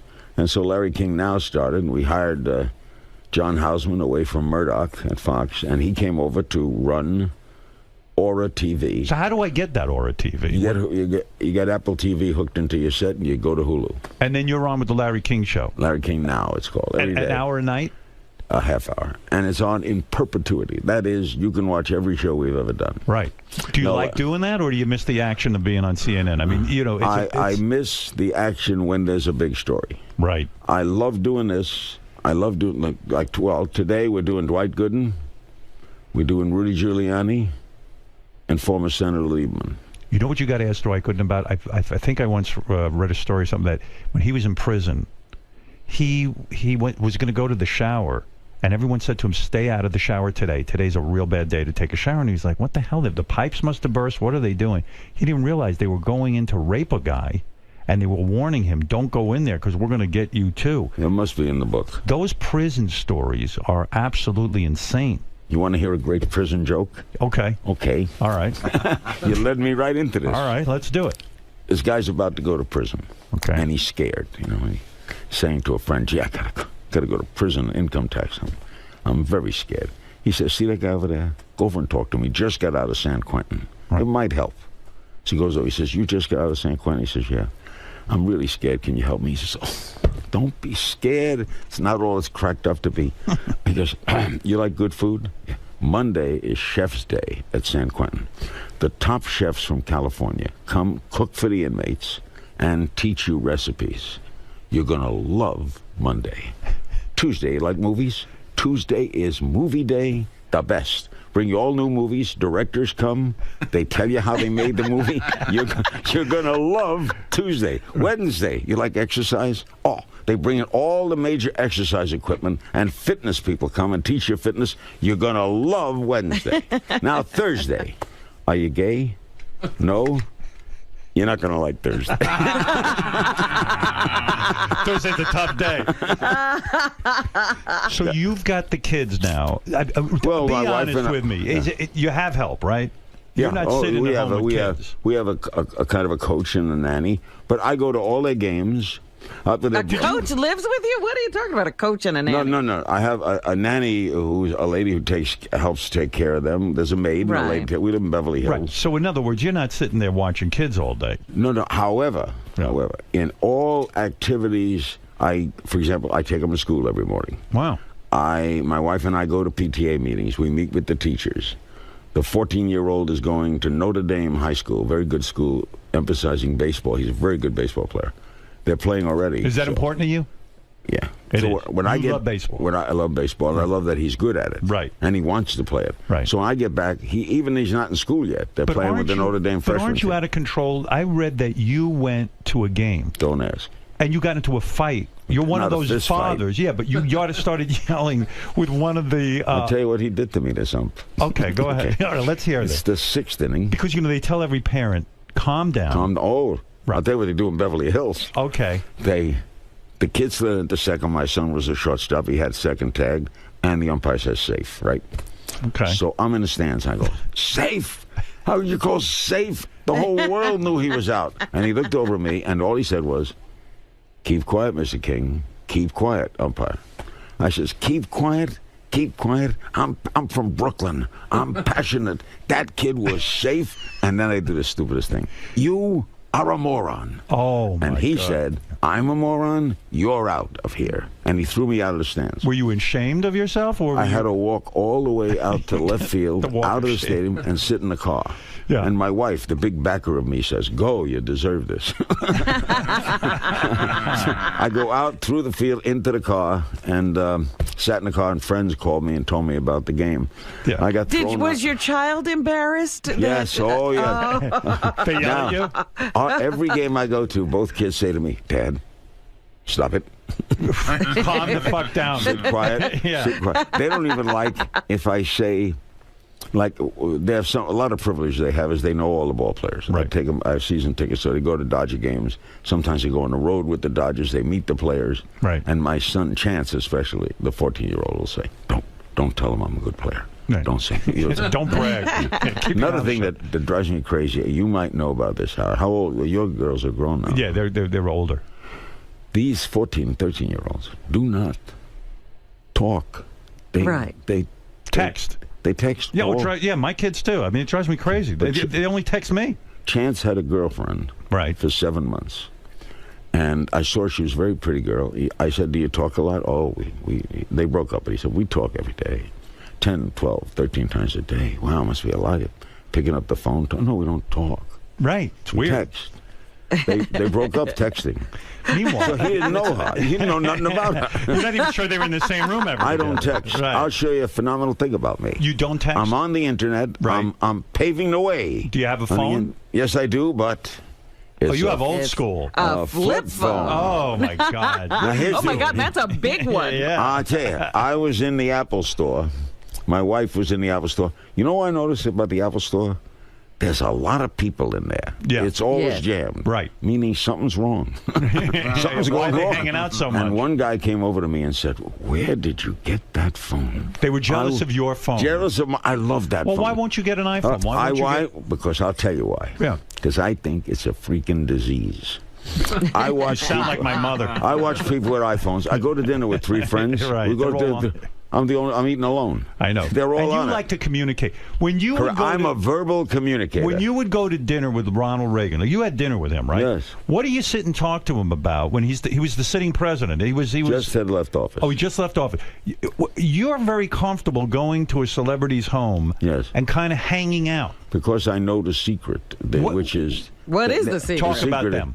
Pants one leg at a time. No, not talk about them. Right. Talk about things. Include them. And you'll find the reason Bill Clinton is the world's best, dinner conversationalist is he's as interested in you as you are in him. So is the secret to hanging out with a celebrity, especially someone as big as the President of the United States, it's just that you don't get intimidated, you think of them as a regular person. Correct. And then the third rule of thumb would be interested. That's right. And be curious. Well, you're sitting with a president and you say things like, I would say things like, well, what's it like to send people to war? What is that like? And they answer. And then you they get in the conversation. Oh, yeah, I was doing this. They tell you little stories. But are you really interested, or are you just? Oh, aren't you interested? Yeah, I'm interested. But still, it seems like you're working when you're. It doesn't seem relaxing. It's not work to me. It isn't. No, my life is who, what, where, when, why. Right. That's my life. When I was 9 years old, I'd get on a bus. I'd ask the bus driver, "Why do you want to drive a bus?" Really? You don't want to sit next to me on an airplane. Is that really true? You would sit there, and that was your whole life. Yeah, I was on with Barbara Walters yesterday on The View. Did you date her? Ever? No, too old. Too old for you. By the way, I had Katie Couric on here the other day. Yeah. She talked about, she went on a date Talked with you. about your date. Story, and she told the wrong story. She did, because I want to know why you didn't close the deal with her. She says she did not give you sex. She did not give me sex. We necked. But she said she had a roommate. The roommate was my executive producer, Wendy. Wendy, then covering for her, denies this. I know what happened. I know what happened. We went out on nothing went wrong. We went on a date. I thought something was going to happen. We get up to a door, and she says, I have a roommate. That's the last I saw. So where was I? What was the story I was going to tell you? And you gave up on Katie Couric? That was it? Yes, I did. Hey, come and go. That's it. Is that the style? I don't chase. You don't? You're like a salesman. It's numbers, right? I don't chase. I still wonder why. I think because you're from an older generation. You were always the type of guy you'd get married rather than live with someone, or rather than live with someone. You felt living with someone was sort of wrong. I never spent the night at a girl's house. I always had to go home. Why? Because you felt it was disrespectful? I was raised in a culture. No one I knew got divorced. Right. Jews in Brooklyn, no one got divorced. Never. Now I moved down to Miami where everyone got divorced. Yeah. And I realized something. It was true to be that what I liked at 30 is not what I liked at 40. Right. And I'm always amazed at people who are married 50, 60 years of all the compromise they had to make. Right. Now, it took a while. I met Sean, and that's been now 17 years. That's my longest. And that lasted because younger children came along. I was a better father with these children. You were more mature. And I was more successessul. Right. Life bettered in. I have a nice home in Beverly Hills. Life's been good to me, and I've been successful. But when you were in a period in your life where you were getting hammered in the tabloids and all that stuff, was that driving you nuts? I mean, it's hard to stay married. It didn't. It didn't. No, it's hard to stay married, but we worked that out. But I discovered something about. How do you work that out? Because I discovered about the tabloids. Yeah. They are meaningless the day after, unless they get on a case. If they get like John Edwards, They got on his case, and they had him dead to rights. Yeah, but you look at Anthony Weiner. Now, here's a guy you think he was ruined. Texting with the penis, the whole thing. They just did the latest poll today in the paper. He's ahead of everybody if he should run for mayor today. What's the truest thing? There is a second act in America. Always. The only thing you can never come back from, I think, is if you were a predator, little boys. Yeah. Oh, yeah. Murder even you can come back from? Hey, I bet you OJ's going to come back at his own show. I'm telling you. I tell you, you know how OJ could have beat the whole... in America, here's all OJ had to do. Biggest mistake if he had good advice. Let's say you're at the scene, you kill the wife, and you kill the kid. Right. You stop right there, drop your gun, fall down on your knees, and say, oh, my God. They come up, what happened, OJ? Oh, my God. I went to this recital today, and my wife, she wouldn't let me see my daughter. I couldn't see my daughter. And I was crazed. I was just nuts. And I went to her house, and here she's in the negligee, and this young waiter is coming to see her. And I don't know what to do, and I got to go to Chicago. So I just lost it. You think that weren't you amazed? That doesn't work. Hold on. No. Larry, you're crazy. You're not done. Okay. Hold it. I'm not done. And Sean, if you're listening, you better be careful. No. Larry's got it all figured out. He's worked it out. That's right. All right. He's not done. He's arrested. Right. He goes into court a totally beaten man. Right. I'm guilty. I don't want a trial. Right. I'm guilty. Please put me away. Please, I don't. Don't put your head up. Never smile. Look your head down. Right. You're completely depressed. Your lawyer makes a valiant statement about rage and how you lost it, and they give you, under circumstances, they give you an examination. And you go to prison. 7 years. 7 years. Right. Okay. You come out after 7 years. You are now the #1 expert on rage. Right. You made a study of rage while in prison. Guaranteed you have the O.J. Simpson Rage Hour. That's right. You deal with people, you help them with rage. Because you're claiming there's always a second act. You're as big as ever. Right. And you replace But O.J. didn't even go to jail for this, Larry. Well, who would have predicted He did beat it. But who would have predicted it? Were you shocked when O.J. beat it? I mean, you were on the air for that. I was on the air for that. That's how I moved to L.A. You kind of did the play-by-play of the chase, too. I was on the air in Washington. Right. I was interviewing Cindy Garvey, who was talking about O.J.'s wife, and then suddenly they cut in as a car chase. I didn't know L.A. at that time. They gave me a map. Right. And I was broadcasting for 3 hours right through that whole car. I knew O.J. pretty well. I know. And would you ever believe that O.J. was going to get off on that? That trial?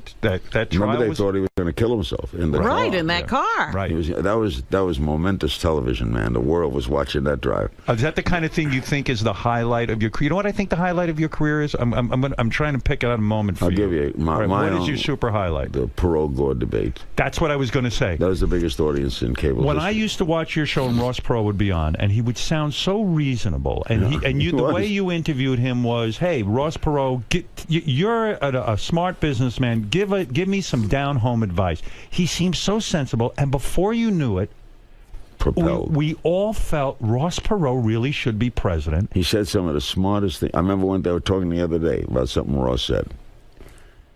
He said, segregation, treatment of blacks less than whites, is economically idiotic. So forget the moral aspect. Put that aside. Right. You're in the South. You build buildings, school buildings, office buildings. You got to build 2 bathrooms instead of one win. One man. Right. You got to build 2 water colored and white. It used to be 2 water fountains. Right. Yeah. Right? So it's costing you more plumbing. And then we'll do a smart thing. He said. Then let's not give them a good education. Right. So then they'll never buy a Buick. It's dumb. So he would explain everything for the economy, and he sounded brilliant. Intellectually dumb. And he was like a Harry Truman. He was very down home and this and that. And before you know it, then you're hosting the debate. Yeah, and I am hosting the debate over NAFTA, and then I hosted the best debate. The wildest was when Bush debated McCain. They hated each other. Yeah. They hated each other. So I agree with you. That is the highlight of your career, the Ross Perot candidacy. And then the second would be 9/11. Right. And going down there and broadcasting 73 straight days. You were here in 9/11, yes. right? Yeah, I was on the air. Right. And I came there. We were on for 73 straight nights. I went down to Ground Zero 2 weeks later. Fire Commission. I went to the Burn Center. I always would think, I thought about you in this regard. Yeah. what does a broadcaster who depends so much on humor do with that? And I would imagine you became a professional broadcaster. Yeah, people... there were no jokes, were there? No jokes. I was on the air. There wasn't anything funny about that. No. And in fact, David Letterman called me. He said, I want to hear your broadcast, because I stayed on the air for like 9 hours or some crazy amount of time. And everyone said, well, you better get out of there. I go, where am I going to go? I'm not going to go somewhere. Some of my staff decided to leave. Some people stayed. But we stayed on the air. And no, now we became a conduit for people who were in their cars, essentially, to hear what was going on with 9/11. And I think we did a very reasonable broadcast. All of my fans were calling in with eyewitness accounts of what was going on, and it was tough radio. It was just awful. As it was hitting me, as this thing was going on, I was like, oh my God, this is really happening. That's when you're a professional, because you're down and you're depressed. You're in shock. It's your city. You're in shock, but you got to be a pro. The mic's on. Yeah, you can't do. Oh my God! You can't get too freaked out. What did so getting back to Ross Perot for a second? Did you vote for Ross Perot? I did. You did, because did you say to yourself in a self-serving kind of way, if Ross Perot gets into office? I mean, I'm the guy who got him into office. I'm probably the second most powerful man in the world. Was it that you were just so blown up? I like Clinton. Right. And I certainly like Bush the First, who's one of the great guys in the world, Bush 41. Right. And you had to like Clinton. You can't dislike Clinton. I think he was one of the best presidents we've ever had. I think he should still be the president. You're not kidding. I was attached at the hip to Perot, though. Right. We were like buddies, and I got to like him so much as a person. And I knew things about him that the public didn't know, like his, if you were a veteran, he hired you. Right. If you served in the armed forces, he was a real American. Right. And he was a little ahead of his time in areas, but then he lost it. Why did he screw up? He got crazy, right? Yeah, he lost it. He had bad advice, and he never should have listened to it. He started opening his mouth in areas probably he didn't know too much about. He would talk to NAACP, and he used the term which they regret, is you people. Yeah. Oh. You people can do better if you people. Yeah. No one likes to be you people. No. Picture a bunch of Jews standing around being told you people. Yeah, well, go fuck you. We're not voting for you. That's the end of that. How do you like having a show where you could say that word? I love it, and I'll tell you why. That word, that's interesting. Yeah. I say the word off the air, of course. Right. Everyone says the word. As Lenny Bruce, who was my dear friend, used to say to me, it's the best word ever. When you were broadcasting in Miami, you knew Lenny Bruce. Very well. Your career was similar. You got fired from almost every radio job, right? One big one I got fired from. Why did you get fired? The station went all black. It became urban. So it wasn't anything you couldn't fit in? No. You couldn't be on an all black... Hello there. But Lenny Bruce... Lenny taught me... Lenny is a precursor to you. Right. But Lenny was a genius, a true genius. He had an IQ of like 182. Wow. He was a heavy risk taker, and he loved it. Did you know he was an addict? I know. Well, you know how he became an addict. He really sad. Lenny had a virus, a terrible virus, and it was very painful. And they moved him to Mount Sinai Hospital in Miami Beach, and they gave him morphine. And he liked it. And he got hooked on morphine. And then heroin and all the rest, and he liked it. And no one could approach, like, you were a close friend of his. Yeah. And you couldn't go to him and say, hey, man, they didn't do anything like an intervention back then. You probably didn't even know he was on it. Yeah, I was going to say, did anybody really understand addiction? Well, no, and then at the end, his act got all talking about his legal cases. Right. Yeah. But I tell you how Lenny thought. You would have appreciated this. I'm doing a show in Pumpernickel's Restaurant in Miami Beach. I was 23 years old. And Don Rickles was the guest. And Don and I go back a long way. And in comes Lenny. You were 23 and you're doing a show with Don Rickles. Yeah. And Don was Was he known at that point? Local clubs. Okay. He was known in Miami. Yeah. And in walks Lenny. This was an audience in the morning. In a prison uniform. And I said to him, where'd you get the prison uniform? I got a friend in Rayford, the state prison. He smuggled me out a prison uniform. I like to wear it. And it had a number on it and everything. And I said, what do you do with it? He said, you know what I like to do? I like to go up to cops and ask directions. And then the cop looks at me like, is this an escaped prisoner asking for directions? And then the cop has to say, no. Why would an escaped prisoner to be insane. ask me directions? Then the cop will say, but wait a minute. about a brilliant escape prisoner who would think that the cop would think I'm not an escape prisoner when I really want directions. And Rickles said, Lenny, get a job. Oh, my God, that's so funny. That's great. Just reduce him to that.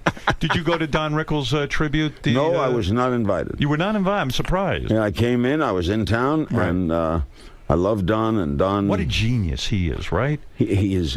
If you want to learn how to be a great guest on a talk show, you watch Don Rickles. Correct. He knows what he knows. I've had so many funny instances with him. I've been in audiences with him. I've been, for example, years ago in Miami Beach. I've got very friendly with Sidney Poitier, but I didn't know him then. Right. And I ran in late. I got off the air and I ran in late to see Rickles at the Eden Rock. And I sat down. I took my late mother with me, and she sat with me. And Poitier came in late. Right. He was doing a movie, and they sat him right next to us. Right. So now we're sitting, me, Poitier, and I was well known in Miami. Right. And Rickles walks on stage. He looks down and he says, "Larry, you'll hang around with anything." So damn quick. Oh, and then he said, "Hey, Sidney, yeah, you're not going to enjoy it here. There's no chicken. There's no watermelon." And then he'll turn around. And by the way, you never said anything like that back then. I mean, that was insane. And he got away with it. He got away with it because he was loving. You know, you knew that he was really a sweet guy. I mean, you knew he wasn't a racist at heart. Oh no, never. He never cursed on stage. Never cursed. Never used bad language. No, because I went to dinner with him recently, and I said to him, "How did you get away with going like to Sidney Poitier and doing some kind of racial humor?" He says, "No one ever thought I was evil or bad. They knew I was good at heart." He never was evil. Let's be all Americans. Yeah, but I don't even think he understands how he got Everybody away with stand up and let's praise each other. Let's get an example. We have some Arabs in the audience. Would you stand up? Stand up. Look at these. They're ordinary gentlemen. They're every day. Okay. Yeah, right. Get a machine gun, mow them down. But he could just be. Don is. He did a movie called. With Clint Eastwood in Yugoslavia, Young Warriors or something, a war movie. Yeah. And I get a letter from him. "Dear Larry, you know how boring Yugoslavia is if I'm writing to you."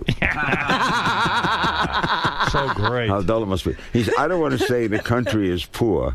We were going to go out tonight, but Tito had the car." Like That's he could funny. just be funny in a letter. Oh, he's never not funny. The only person... Was Jackie Gleason funny off the... No, he was a serious guy. Gleason was a comedic actor. Right. He wasn't not a comedian. Not tell jokes. He thought funny. Right. You know, he thought things funny, but he was not a comedian. Was he out of control? No, never. We drank a lot. Right. But women, though? Tons of women, right? A lot of women, but a good guy. Golf was his passion. Right. But he was a genius. But the true, most brilliant person of all is Mel Brooks. There's no one in Mel's league because Mel has enormous intellect and is incredibly funny. And at any minute, at any moment, you know, his son Max wrote World War Z. I know. Yeah. But Mel could be... I'll give you a quick Mel story. The World's Fair in New York, 1964. They had a World's Fair here. There's still replicas of it on the Parkway. Right, absolutely. Yeah. So I come up to do my radio show at the World's Fair, and Mel Brooks is my guest. And I said, "Do you want to play the 2,000-Year-Old Man?" That's the most genius album ever made. Right. Here's a man who's 2,000 years old, and he doesn't know what you're going to ask him. So I said to him, "We have a man here, he's 2,000 years old. So the first question is obvious. What do you think of the fair? The World's Fair." He goes, "Fair." Wait a minute, you call this fair? Fair. Were you at the first fair? He said to me. Were you at the first fair? No, the first fair was in 0087. The whole world came, 713 people. Yeah. The whole world. And then he starts rambling. Yeah. There's no means of transportation. So they put the fair at the bottom of a ravine, and people rolled into the fair.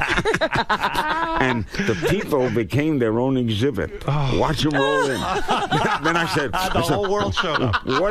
I said, "Look at what we have here. We have the monorail." He said, "That was good. The monorail, that's good. Look at this. We have automatic things and things propelling to the sky." Yeah. Did you have the burning bush? We had the burning bush. We thought it was a ride. And he was ad-libbing all of this. Then he goes like this. I said, "What was the big hit of the fair?" "Oh, big hit was Moses." Right. What did he do? He parted the Red Sea 3 times a day, 4 times on Sunday, 6 drachmas. Like a dolphin show. 6 drachmas. He had a press agent, Marty, went over to him and said, "Moses, You keep this up, I get you 10 pages in the Old Testament. Oh, my God. To think of that. Yeah, off the top of your head. Yeah. He's just... Did you know Columbus? Oh, what a dancer. The best dancer in Genoa. You know, the Queen had a husband whose nose went out and made a left turn. So she gave Columbus money to take an apartment in Paris. He bought chips. It's unbelievable that guy's that quick. And I know. Unbelievable. Unreal. And people forget that when he wrote Blazing Saddles, he wrote it with Richard Pryor. The two of them writing together in a room. Isn't that mind-blowing? How about all the music he wrote for the producers? He wrote all that music.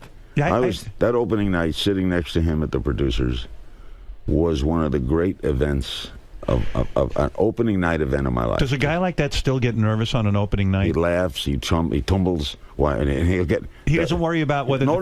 hit? Why aren't they laughing? Oh. You know, if you go by one, I wrote that funny. Why aren't they laughing?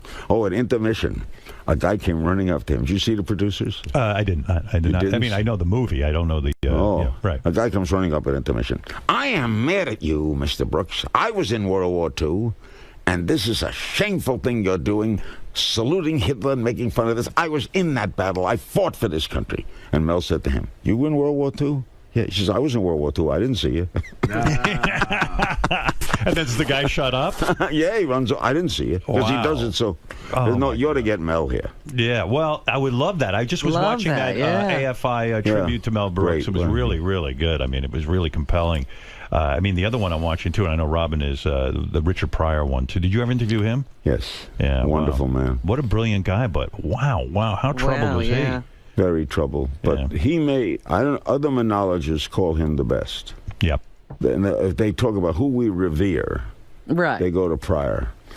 Probably because of risk taking, right? And he had Chris Rock is a transcendent from him. Chris Rock is a genius. Oh, did you see the play he did? I didn't see the play. I didn't go to see the play, but we've seen him on stage many the play, times. He was brilliant. He was a terrific actor. Yeah, but his stand-up is unbelievable. And Eddie Murphy was amazing. Amazing stand-up.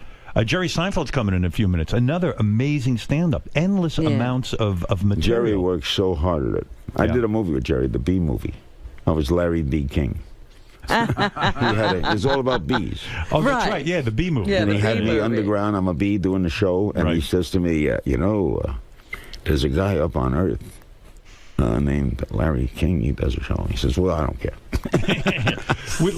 Jerry got, I don't know if he got angry with you, but he got annoyed with you. When I asked him. You were interviewing him. Yeah, and I said, why did Seinfeld go off the air? Why did they take you off the air? He got very mad because they took himself off the air. They were never taken off. He wanted to go out on top. I didn't know that. Right. And I apologized later. We were fine with it. But you can't possibly know everything with the amount of interviewing. And I also don't read. I don't read a lot of stuff like why a show left the air. But I never believed that about you. I don't read tidbit stuff. Yeah, I understand that, but you must have done research on your guests. I did do some can't do everything. There's no perfect interview, Howard. Maybe you. Well, beside me. I'm so perfect. I'm so wonderful. But you have all those producers, Larry, so don't they prep you? I get information. Yeah. So to sum up, you're happy now. You're on first of all, let's mention that Larry King Now is on Hulu and Aura.tv. Correct. They distribute it. I'm also on Artie, the Russian network. I'm licensed. What's that about? That's licensed to them, and they broadcast the same show. They license it out, and they do a political show, and I'm not employed by the Russian government. You're happy. You don't miss the dating because you were a dater. I don't miss it. You don't miss it at all. No. But do you still have that urge sometimes when you're sitting across the desk and a beautiful woman? Yeah, I got to tell you. What the hell happened to you? I had prostate. You had prostate cancer. That'll do it. Yeah, I had prostate cancer and I had radiation, and that cured it. So I am totally prostate cancer free. However, you did not do the operation. Did not do the operation. And you say, however, there's a side effect. You can get it up. You gotta have Viagra. I'm a heart patient, so you can't take Viagra. So what do you do? I'll do things. You can. You always find a way. You find a way, but I don't have. There's a nice peaceful thing. I don't lust anymore. Right. And, is that a peaceful thing for you? Absolutely. And you get a lot more done, don't you? You do. Yeah. And there's no complications in your life. Yeah. In other words, you're a good husband. Sex screws up your life. Huh? It does. You're never in danger. You're right, and you're focused on your family. Correct. I will never be seen going into a motel with them. That will never happen. It ain't worth it. You know, one thing on Lenny Bruce before I go. Right. Lenny Bruce used to say, if you're a cheater, the people never believe honesty. So if you want to cheat, take the girl you're cheating with and go into the lobby at a Fontainebleau hotel and say, "This is Irma. I'm taking her upstairs. Everybody get a good look." It's Lenny. Yeah, he's kidding around. Him, yeah. But take her to the Tic-Tac-Toe Motel, 46 miles out of town. Your wife's cousin's behind the desk. Yeah, they'll figure it out. That's the truth. Yeah. Well, I didn't know that. I didn't know you had prostate cancer. You know, I have friends who have had prostate cancer, and they describe to me it's just a nightmare in the sense that you never pee the same way. No. You pee a little more. Yeah. But and there's no pain involved. You take the test. I sometimes wonder. I had it on. They do a biopsy, and they give you 10 little things. On 2 of the things I showed positive. They wanted to be. The guy says, you can lift 95, 98 if we do this radiation. Right. Or if you hadn't done the radiation, probably you could have lived with the prostate cancer, possibly. You die with it, not of it. Yeah, maybe. Right. And but you don't know. You roll the dice. You still miss smoking cigarettes? No. And not at all? Did you smoke? I did. I had a heart attack, and that day I stopped smoking. I know, but do you ever think about it? No. And isn't it amazing what a waste of time it is? Smoking. Yeah, it wasn't a bad habit. Because it felt good, it was an oral habit. But last night I saw a play, Lucky Guy. Tom Hanks is freaking brilliant. Wow. And everybody smokes in the play. Was it driving you nuts? Oh, no, but there was a moment urge where I said, that looks cool. Looks pretty cool. Well, Howard, I love being with you, Howard. Love being with you, Larry. Now, you got to do my show. Yeah, I'm going to have to come on your show. You're going to come on my show. Yeah. I'll come to New York. You'll do my show. You'll love it. All right. You know what, Larry? Come on, don't give me the all right. All right. The one thing Larry doesn't probably know, Howard, is, you were Larry was one of the first people to ever interview you on a national show. Is that right? When he put you on his radio show at night. Correct. And the all-night show. You were very excited about doing that. Well, yeah. I mean, can you imagine? I propelled you. Yeah. Why don't I remember this experience? You were on You were on WWD. You know why you don't remember? Because you forget things. I forget everything. You know what? He wasn't on WWDC at that time. We were in New York on WNBC because I remember you had to go to Washington. Correct. That evening. All right. To do the show. But thank you. Even though I don't remember it, thank you for doing it. Well, it's nice to know I made your career. Yeah, there was one thing. I was going to you made a lot of money in your lifetime, and you certainly have enough money to live the rest of your life, whether you work or not. And I got 2 kids, and I got a house. I got to support the house. Did you become not an entire victim of Bernie Madoff, but did you invest some money with Bernie? I'll give you a quick Bernie Madoff story. Okay. Freddie Wilpon, the owner of the Mets, is a great friend of mine, and we went to high school together. And he says, who handles your money? I said, somebody. Yeah. So, no, the company. He said, I'll try to get you with Madoff. Because Madoff. Do you a favor. Wait a minute, he turns down a lot of people. Right. He turned down my brother. And I never met Madoff, never spoke to him. And Freddie called me one day, and he's all excited. He'll take you. Oh, God. So I gave him money. It's a true story. I gave him money over the years. I would give him money, take out money, Right. So over the years, I gave him $4.8 million. Right. And took out $4.1 million. Over the years, insurance things. And when you took out money, it was wired in immediately. Right. There was no one faster than Madoff. If you said, we need 300, bang in the bank. Okay. So my wife said to me one day, why don't we give him everything? We started at 250. Anyway, listen to that one. I was down 700. No, the day he was arrested. Right. I was down 700. Down 700,000. And I got 200 back from the Madoff people. Right. The guy handling his, and the government gave me 500. Right. For paying taxes on stock I never had. Right. But how he pulled that off, his Ponzi scheme. Right. He had 3 Jewish accountants from Yonkers. No one ever heard of. They said, but he was so believable. I mean, Freddie, Freddie had dinner with him the night before he was arrested. Never said a thing. Everybody trusted him, loved him. You would get letters that it's a bad month. I'm buying treasuries. Right? He never bought a treasury. He never bought a stock. But he had the whole thing going, and he had it worked out. Until the Bank of Scotland hit him for $50 million. And he couldn't. He couldn't cover it. Couldn't cover it. That's right. So they blew the clue. One guy knew he was a fraud, and no one listened to him over the years. You know what you ought to do? Wouldn't he be the greatest interview? Oh yeah. I mean, what a mind. Yeah, but do me a favor. Introduce Freddie Wilpon to Piers Morgan. And let him give him investment advice. And then you'll be even. All right, listen. Hey, Howard, thanks. Larry King on Hulu and Aura.tv. You got it. And you can see me on RTTV as well. Okay. And thanks for coming by. Thanks, Howard. All right, man, you're doing my show, Howard. We'll have a lot. So. Come on, Do Howard. I have to? Did I help your movie? Yes. Okay. You did? What do you mean, did you help? You made your movie. You came on my show. I did? I don't remember. He's smoking again, huh? See how you remember interviews and stories and things? Yeah. I can't do that. You're still doing the cigarettes with no name on them? No. I don't do anything. You've done Larry more than once or twice. I know. You've done it a few times. I know. I get it. All right. Thanks, guys. This was fun. It was fun having you. We'll be back right after these words. I think Larry King is fascinating. They were really good. The fact that he can pull those... It's amazing. The story is weird that he can remember the 2,000-year-old man verbatim. Yeah. There's something about radio guys. They just know how to do radio. Man, I wish I was a radio guy.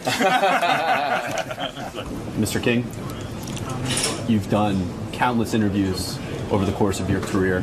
What separates Howard and his style from the rest? Because Howard knows the secret of broadcasting, which is there's no secret. Be yourself. Howard is Howard. I'm me. So I'm not any different off the air than on. What you see here is what you see there. And that's where Howard is. And when you can learn that, to be yourself and be natural and never be afraid. I never had a moment where I say to myself, should I say this? I trust my instincts. That's what Howard does. He's often been criticized for that style over the years. Yeah, I never criticize a successful broadcaster, because if you're around a long time, somebody likes you, and you have to respect that somebody. I remember when I was young, and I listened to the Beatles, and I would say, "What do people see in the Beatles?" And then I realized I was wrong. People were right. When I was a kid, we used to make fun of Bobby Soxers and Frank Sinatra. Frank Sinatra turned out to be, in my opinion, the greatest singer of all time. But we used to laugh at him. We were wrong. So you think his legacy will be that people will eventually, even the mainstream, will realize how wrong they were about Howard initially? The mainstream, at all, what goes around comes around. If I'd have told you that 15 years ago there'd be gay marriage in America, right, you'd have laughed. Absolutely. There'd be a black president. Come on. Everything goes around, comes around. Sure, Howard is probably already mainstream. A lot of these rock groups now, and others are going beyond Howard. Thank you so much, Mr. Thank you, guys. Thank you.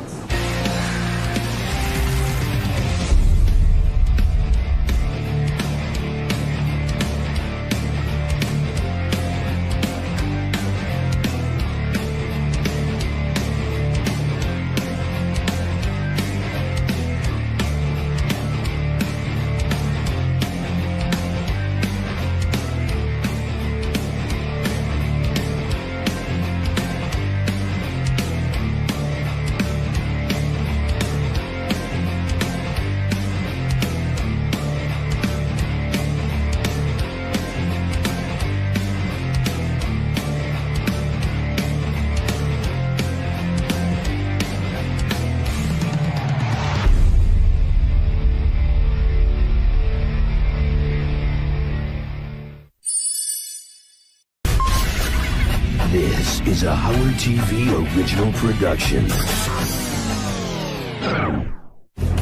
On this episode, he breaks stories, he raps, he fights. He is Lieberman at large. 6:18 a.m. What's going on? This is the shit. That's it. I stand by my words. You're a shit reporter. Fucking cock. What's your problem? Testing 1, 2. Baba Boo. Yeah. Hell yeah.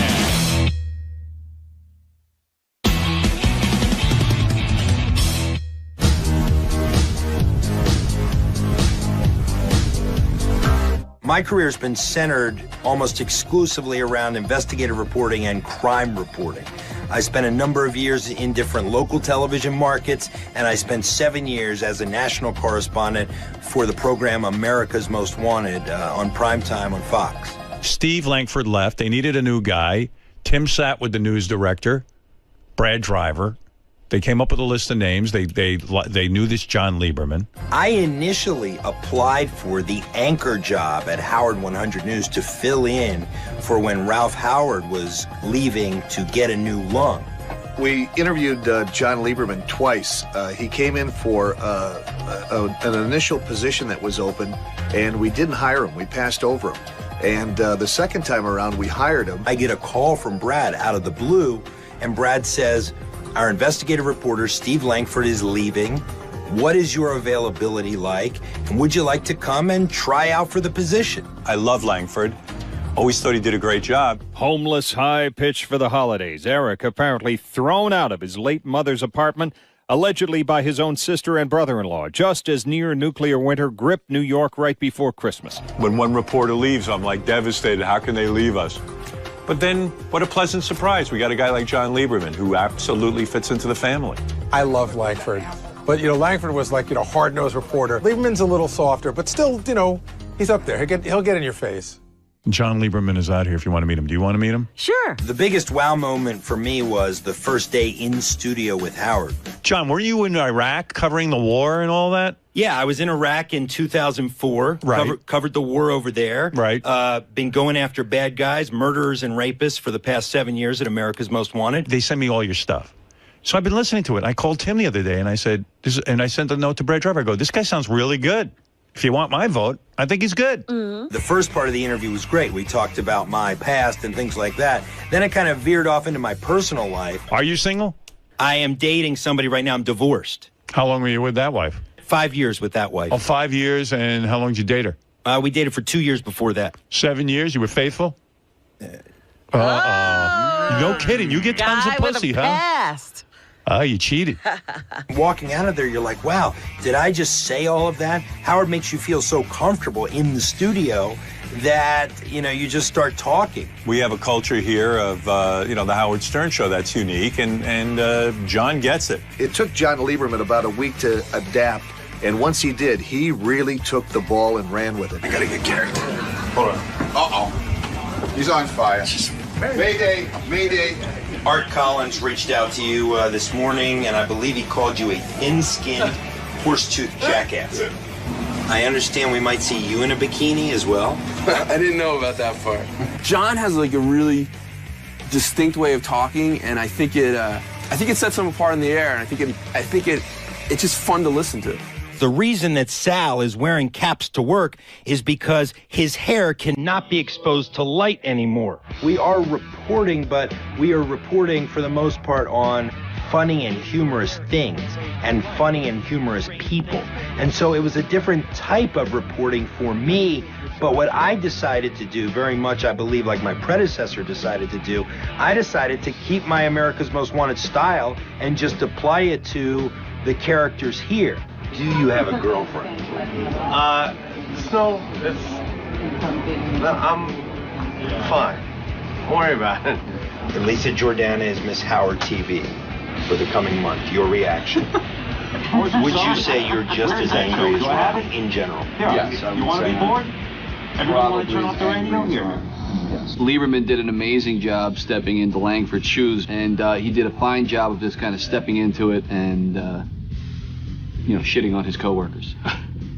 What would you say to the people that might be concerned that you would be boring on a 1 hour show? That's why there will be a co-host. When I was standing in my shower imagining the Howard 100 News, when I came up with that idea, and I heard it in my head, John's the type of guy I heard doing the news. I'm John Lieberman, and these are the latest headlines from the Howard 100 newsroom. We're here with serious news, and he hits the mark for me. I don't got anything. Why? Oh, why are you guilty? Why you look guilty? You're getting out there, aren't you, huh? Trying to be the dog like fucking my man Langford, huh? Hey, you're doing good, man. You're doing good. I'm gonna give you props.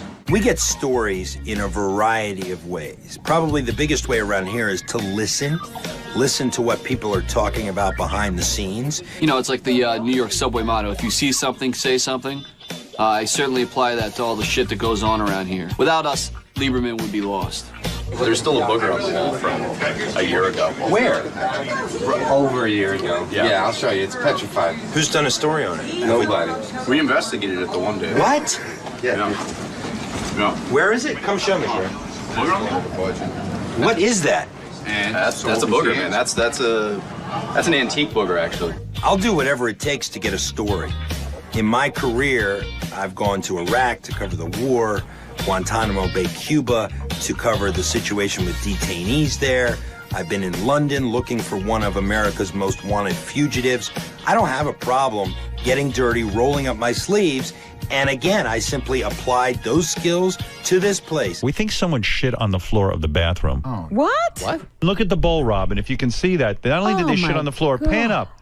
They shit all over the bowl. Oh my God. If it means putting on gloves and swabbing for feces during shitgate, that's what needs to be done.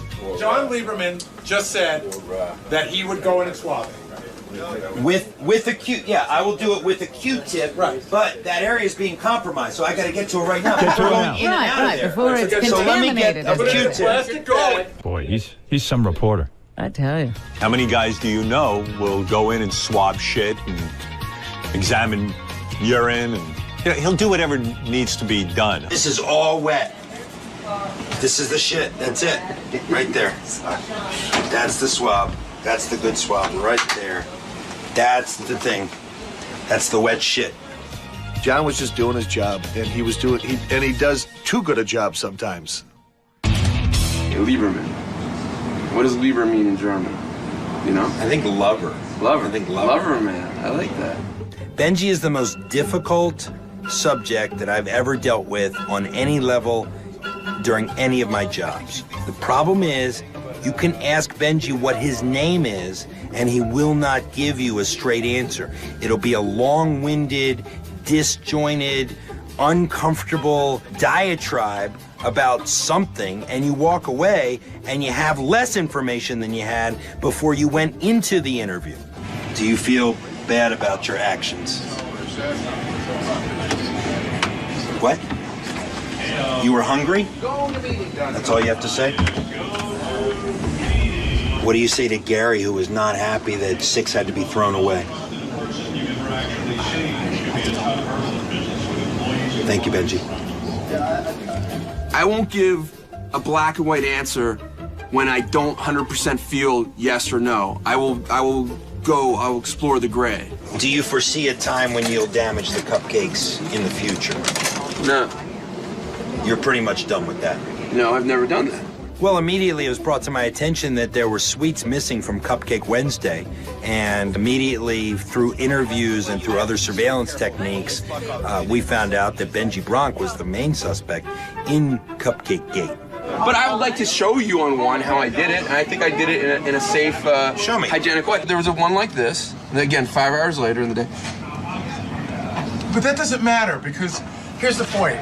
Did not touch it at Here's all. the point. But when I walk by, I don't know who did what. This one, he only took 1 topping off, but you see there's 3 remaining. Yes, there are 3 remaining. So this is not an exact replication of what happened. No, I never thought that I'd be doing investigations on cupcakes. It is virtually impossible to break through the Benji vortex, but I tried and I will continue to try. Lisa has unfollowed you on Twitter. Oh, really? Do you follow her? I think, yeah, I do. I'm pretty sure, unless I actively followed her. I think so. I don't know. Yeah, I'm pretty sure. I don't know if she unfollowed. Can she unfollow me, unfollow her? You know what I mean? Like, I don't know. Can she turn off that? I don't know. The only hope to break through the Benji vortex is to catch him when he runs through that glass door at 5:59:30 in the morning, eagerly struggling to make it into the studio on time. It's one thing to hear it from somebody else. Benji walked in at this time. Benji was 30 seconds late. It's not good enough. You need to be there. The idea that someone would stand there and watch, is Benji on time because he's following a story, that's real. That's real news. 6:18 a.m. What's going on? I'll take one for the team. I can't see. What do you mean you can't see? I can't see. You don't have your contacts in? Did you oversleep? I don't have my contacts. What does that mean? It means I'm nearsighted and it's hard to see when I have my contacts in. What time do you expect Benji to be here? I expect Benji to be here before Howard flips the switch to go live on the air. He treated Benji being late like, North Korea had bombs, and he was going to break that story wide open. Any reason particularly that this morning you cut it that close? It's important to get here before the show, not after. So lesson learned. Exactly. It's harder to get a soundbite from Benji than a Guantanamo Bay detainee. What time did Maybe we need to waterboard his fat ass. When I was late, it was a legitimate news story. There's nothing wrong with it. I was embarrassed about being late, and it was a legitimate news story to cover. Lieberman, you motherfucker! I've covered a lot of different people in my career, and I think every person that I've covered has sort of trained me for my new existence covering whackpackers. Maximum 2 daily. So how many have you taken in the last 24 hours? I just took one just now. How quickly does it work? It works quick. I have a special approach to dealing with whackpackers, and it's simply to treat them like people and to realize that this show is their world. What are you going to show me today? Because I really want to see how you live. Well, basically, the day goes like I start out here, get dressed, obviously, and then go to the library. He connects with these people, and it's amazing the stuff that he pulls. How many times did you, Ed's words, jerk off in the phone booth in this bar? Once. He doesn't treat it like a joke. He treats that beat like it's the real deal, and that's why I like him. If he treated it any other way, he wouldn't fit in. John's one of those guys that grew on me pretty quickly. He really did. When I met him, there was just a certain vibe. There are people out there, as soon as you meet them, you get this vibe like, I sense this, I just sense shit with this person. I sense evilness. John was just the opposite. John just had a certain warmth about him, a certain charisma. What I've been slow to realize, and I shouldn't be, but I have been, is that everything around here is documented, whether it's in the building or outside of the building. So if you're at dinners, if you're at weddings, if you're at parties, and you decide to let loose a little bit, it's being documented, and chances are it will end up on the air.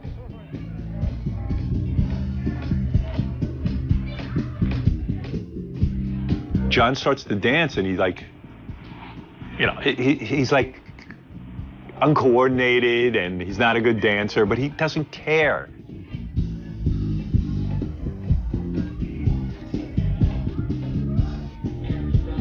He dances like a fucking mental patient.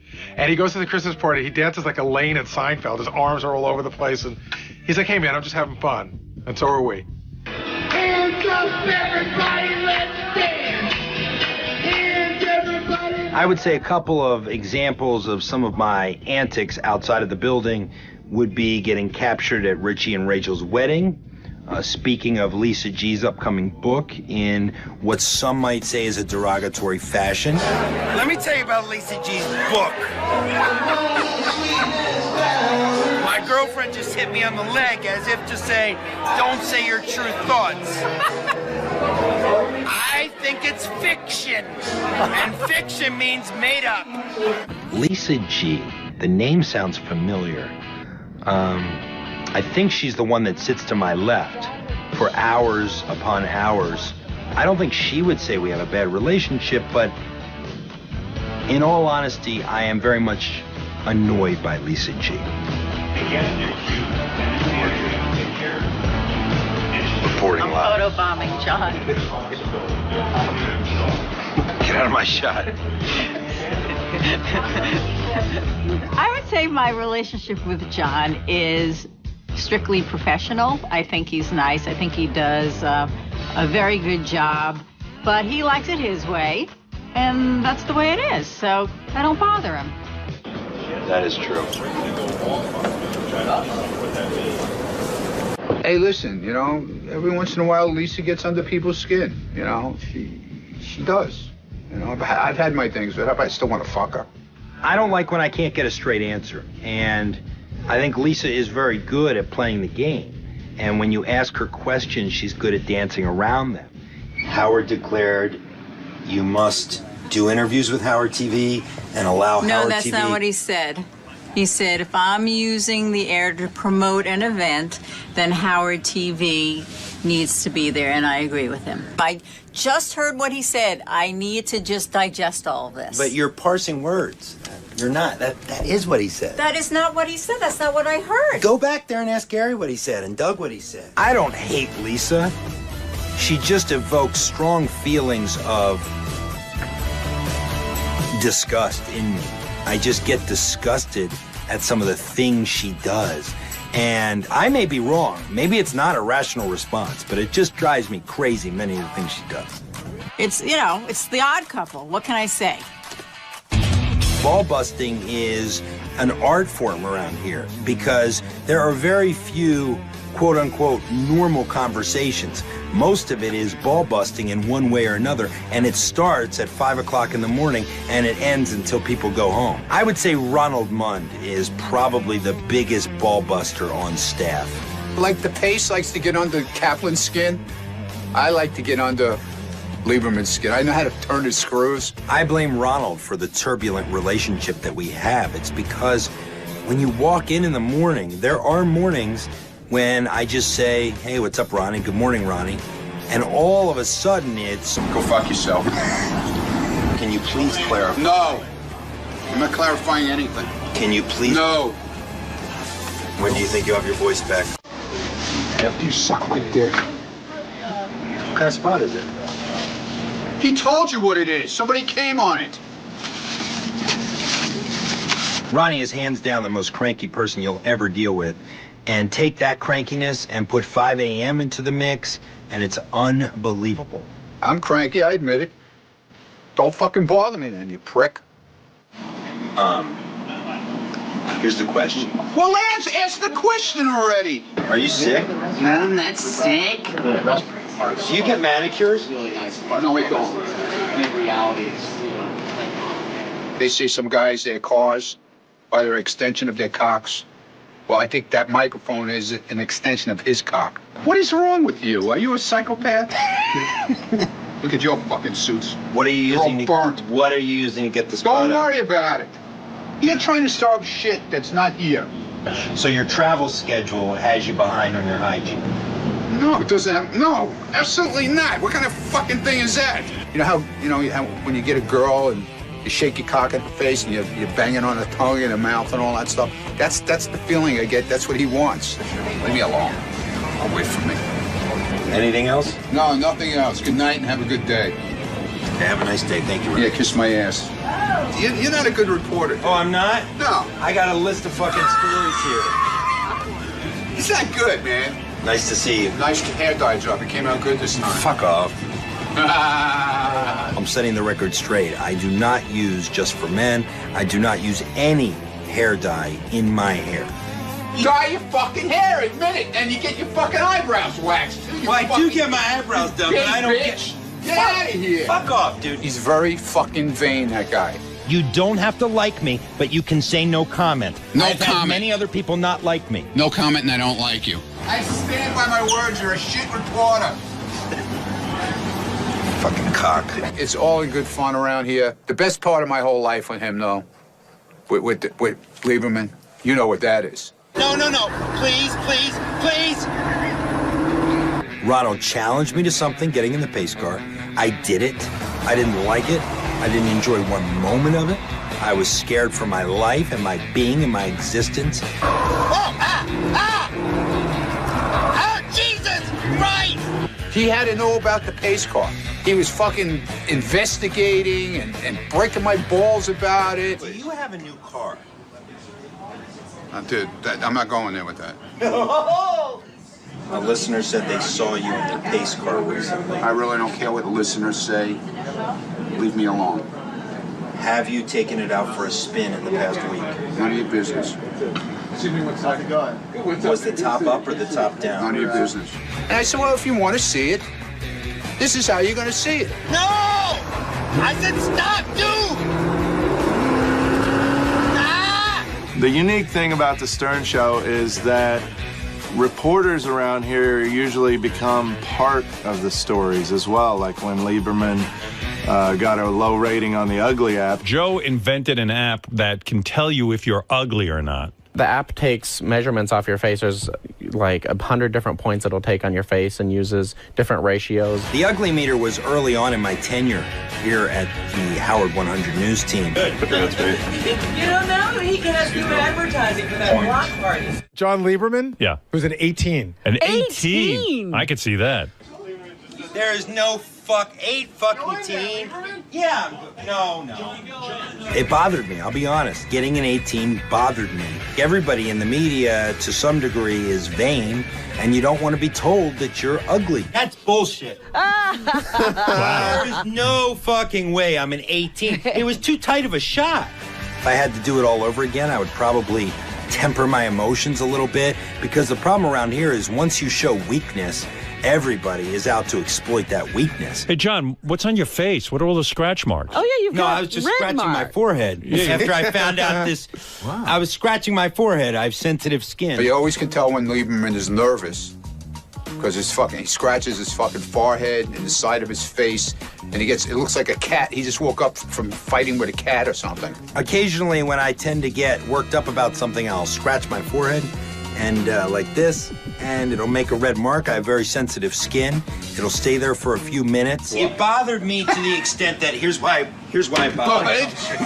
Oh my God! Shut the fuck up. I got a lot in my hands. Yeah, he's got a lot in his Here's hands. why it bothered me. Like I said on the wrap-up show, because that's gonna stick with. Like these guys been here 25 years. They got intelligence tests and this test and that test. This is the only test I've been a part of. So this is now gonna stick with me. Why are you worried about it? It's idiotic. Yeah, it is idiotic. Why would you worry about something like that? You're still talking about it last night? Wow, dude, come on, let it go. I love when John walks in and he's part of our crew and he's analyzing something, or suddenly, John's arguing about his Ugly Meter score, or, it's because he takes things to heart. He genuinely didn't understand why he was so funny in the rap contest when he was rapping against Sal. Cool the Candy rap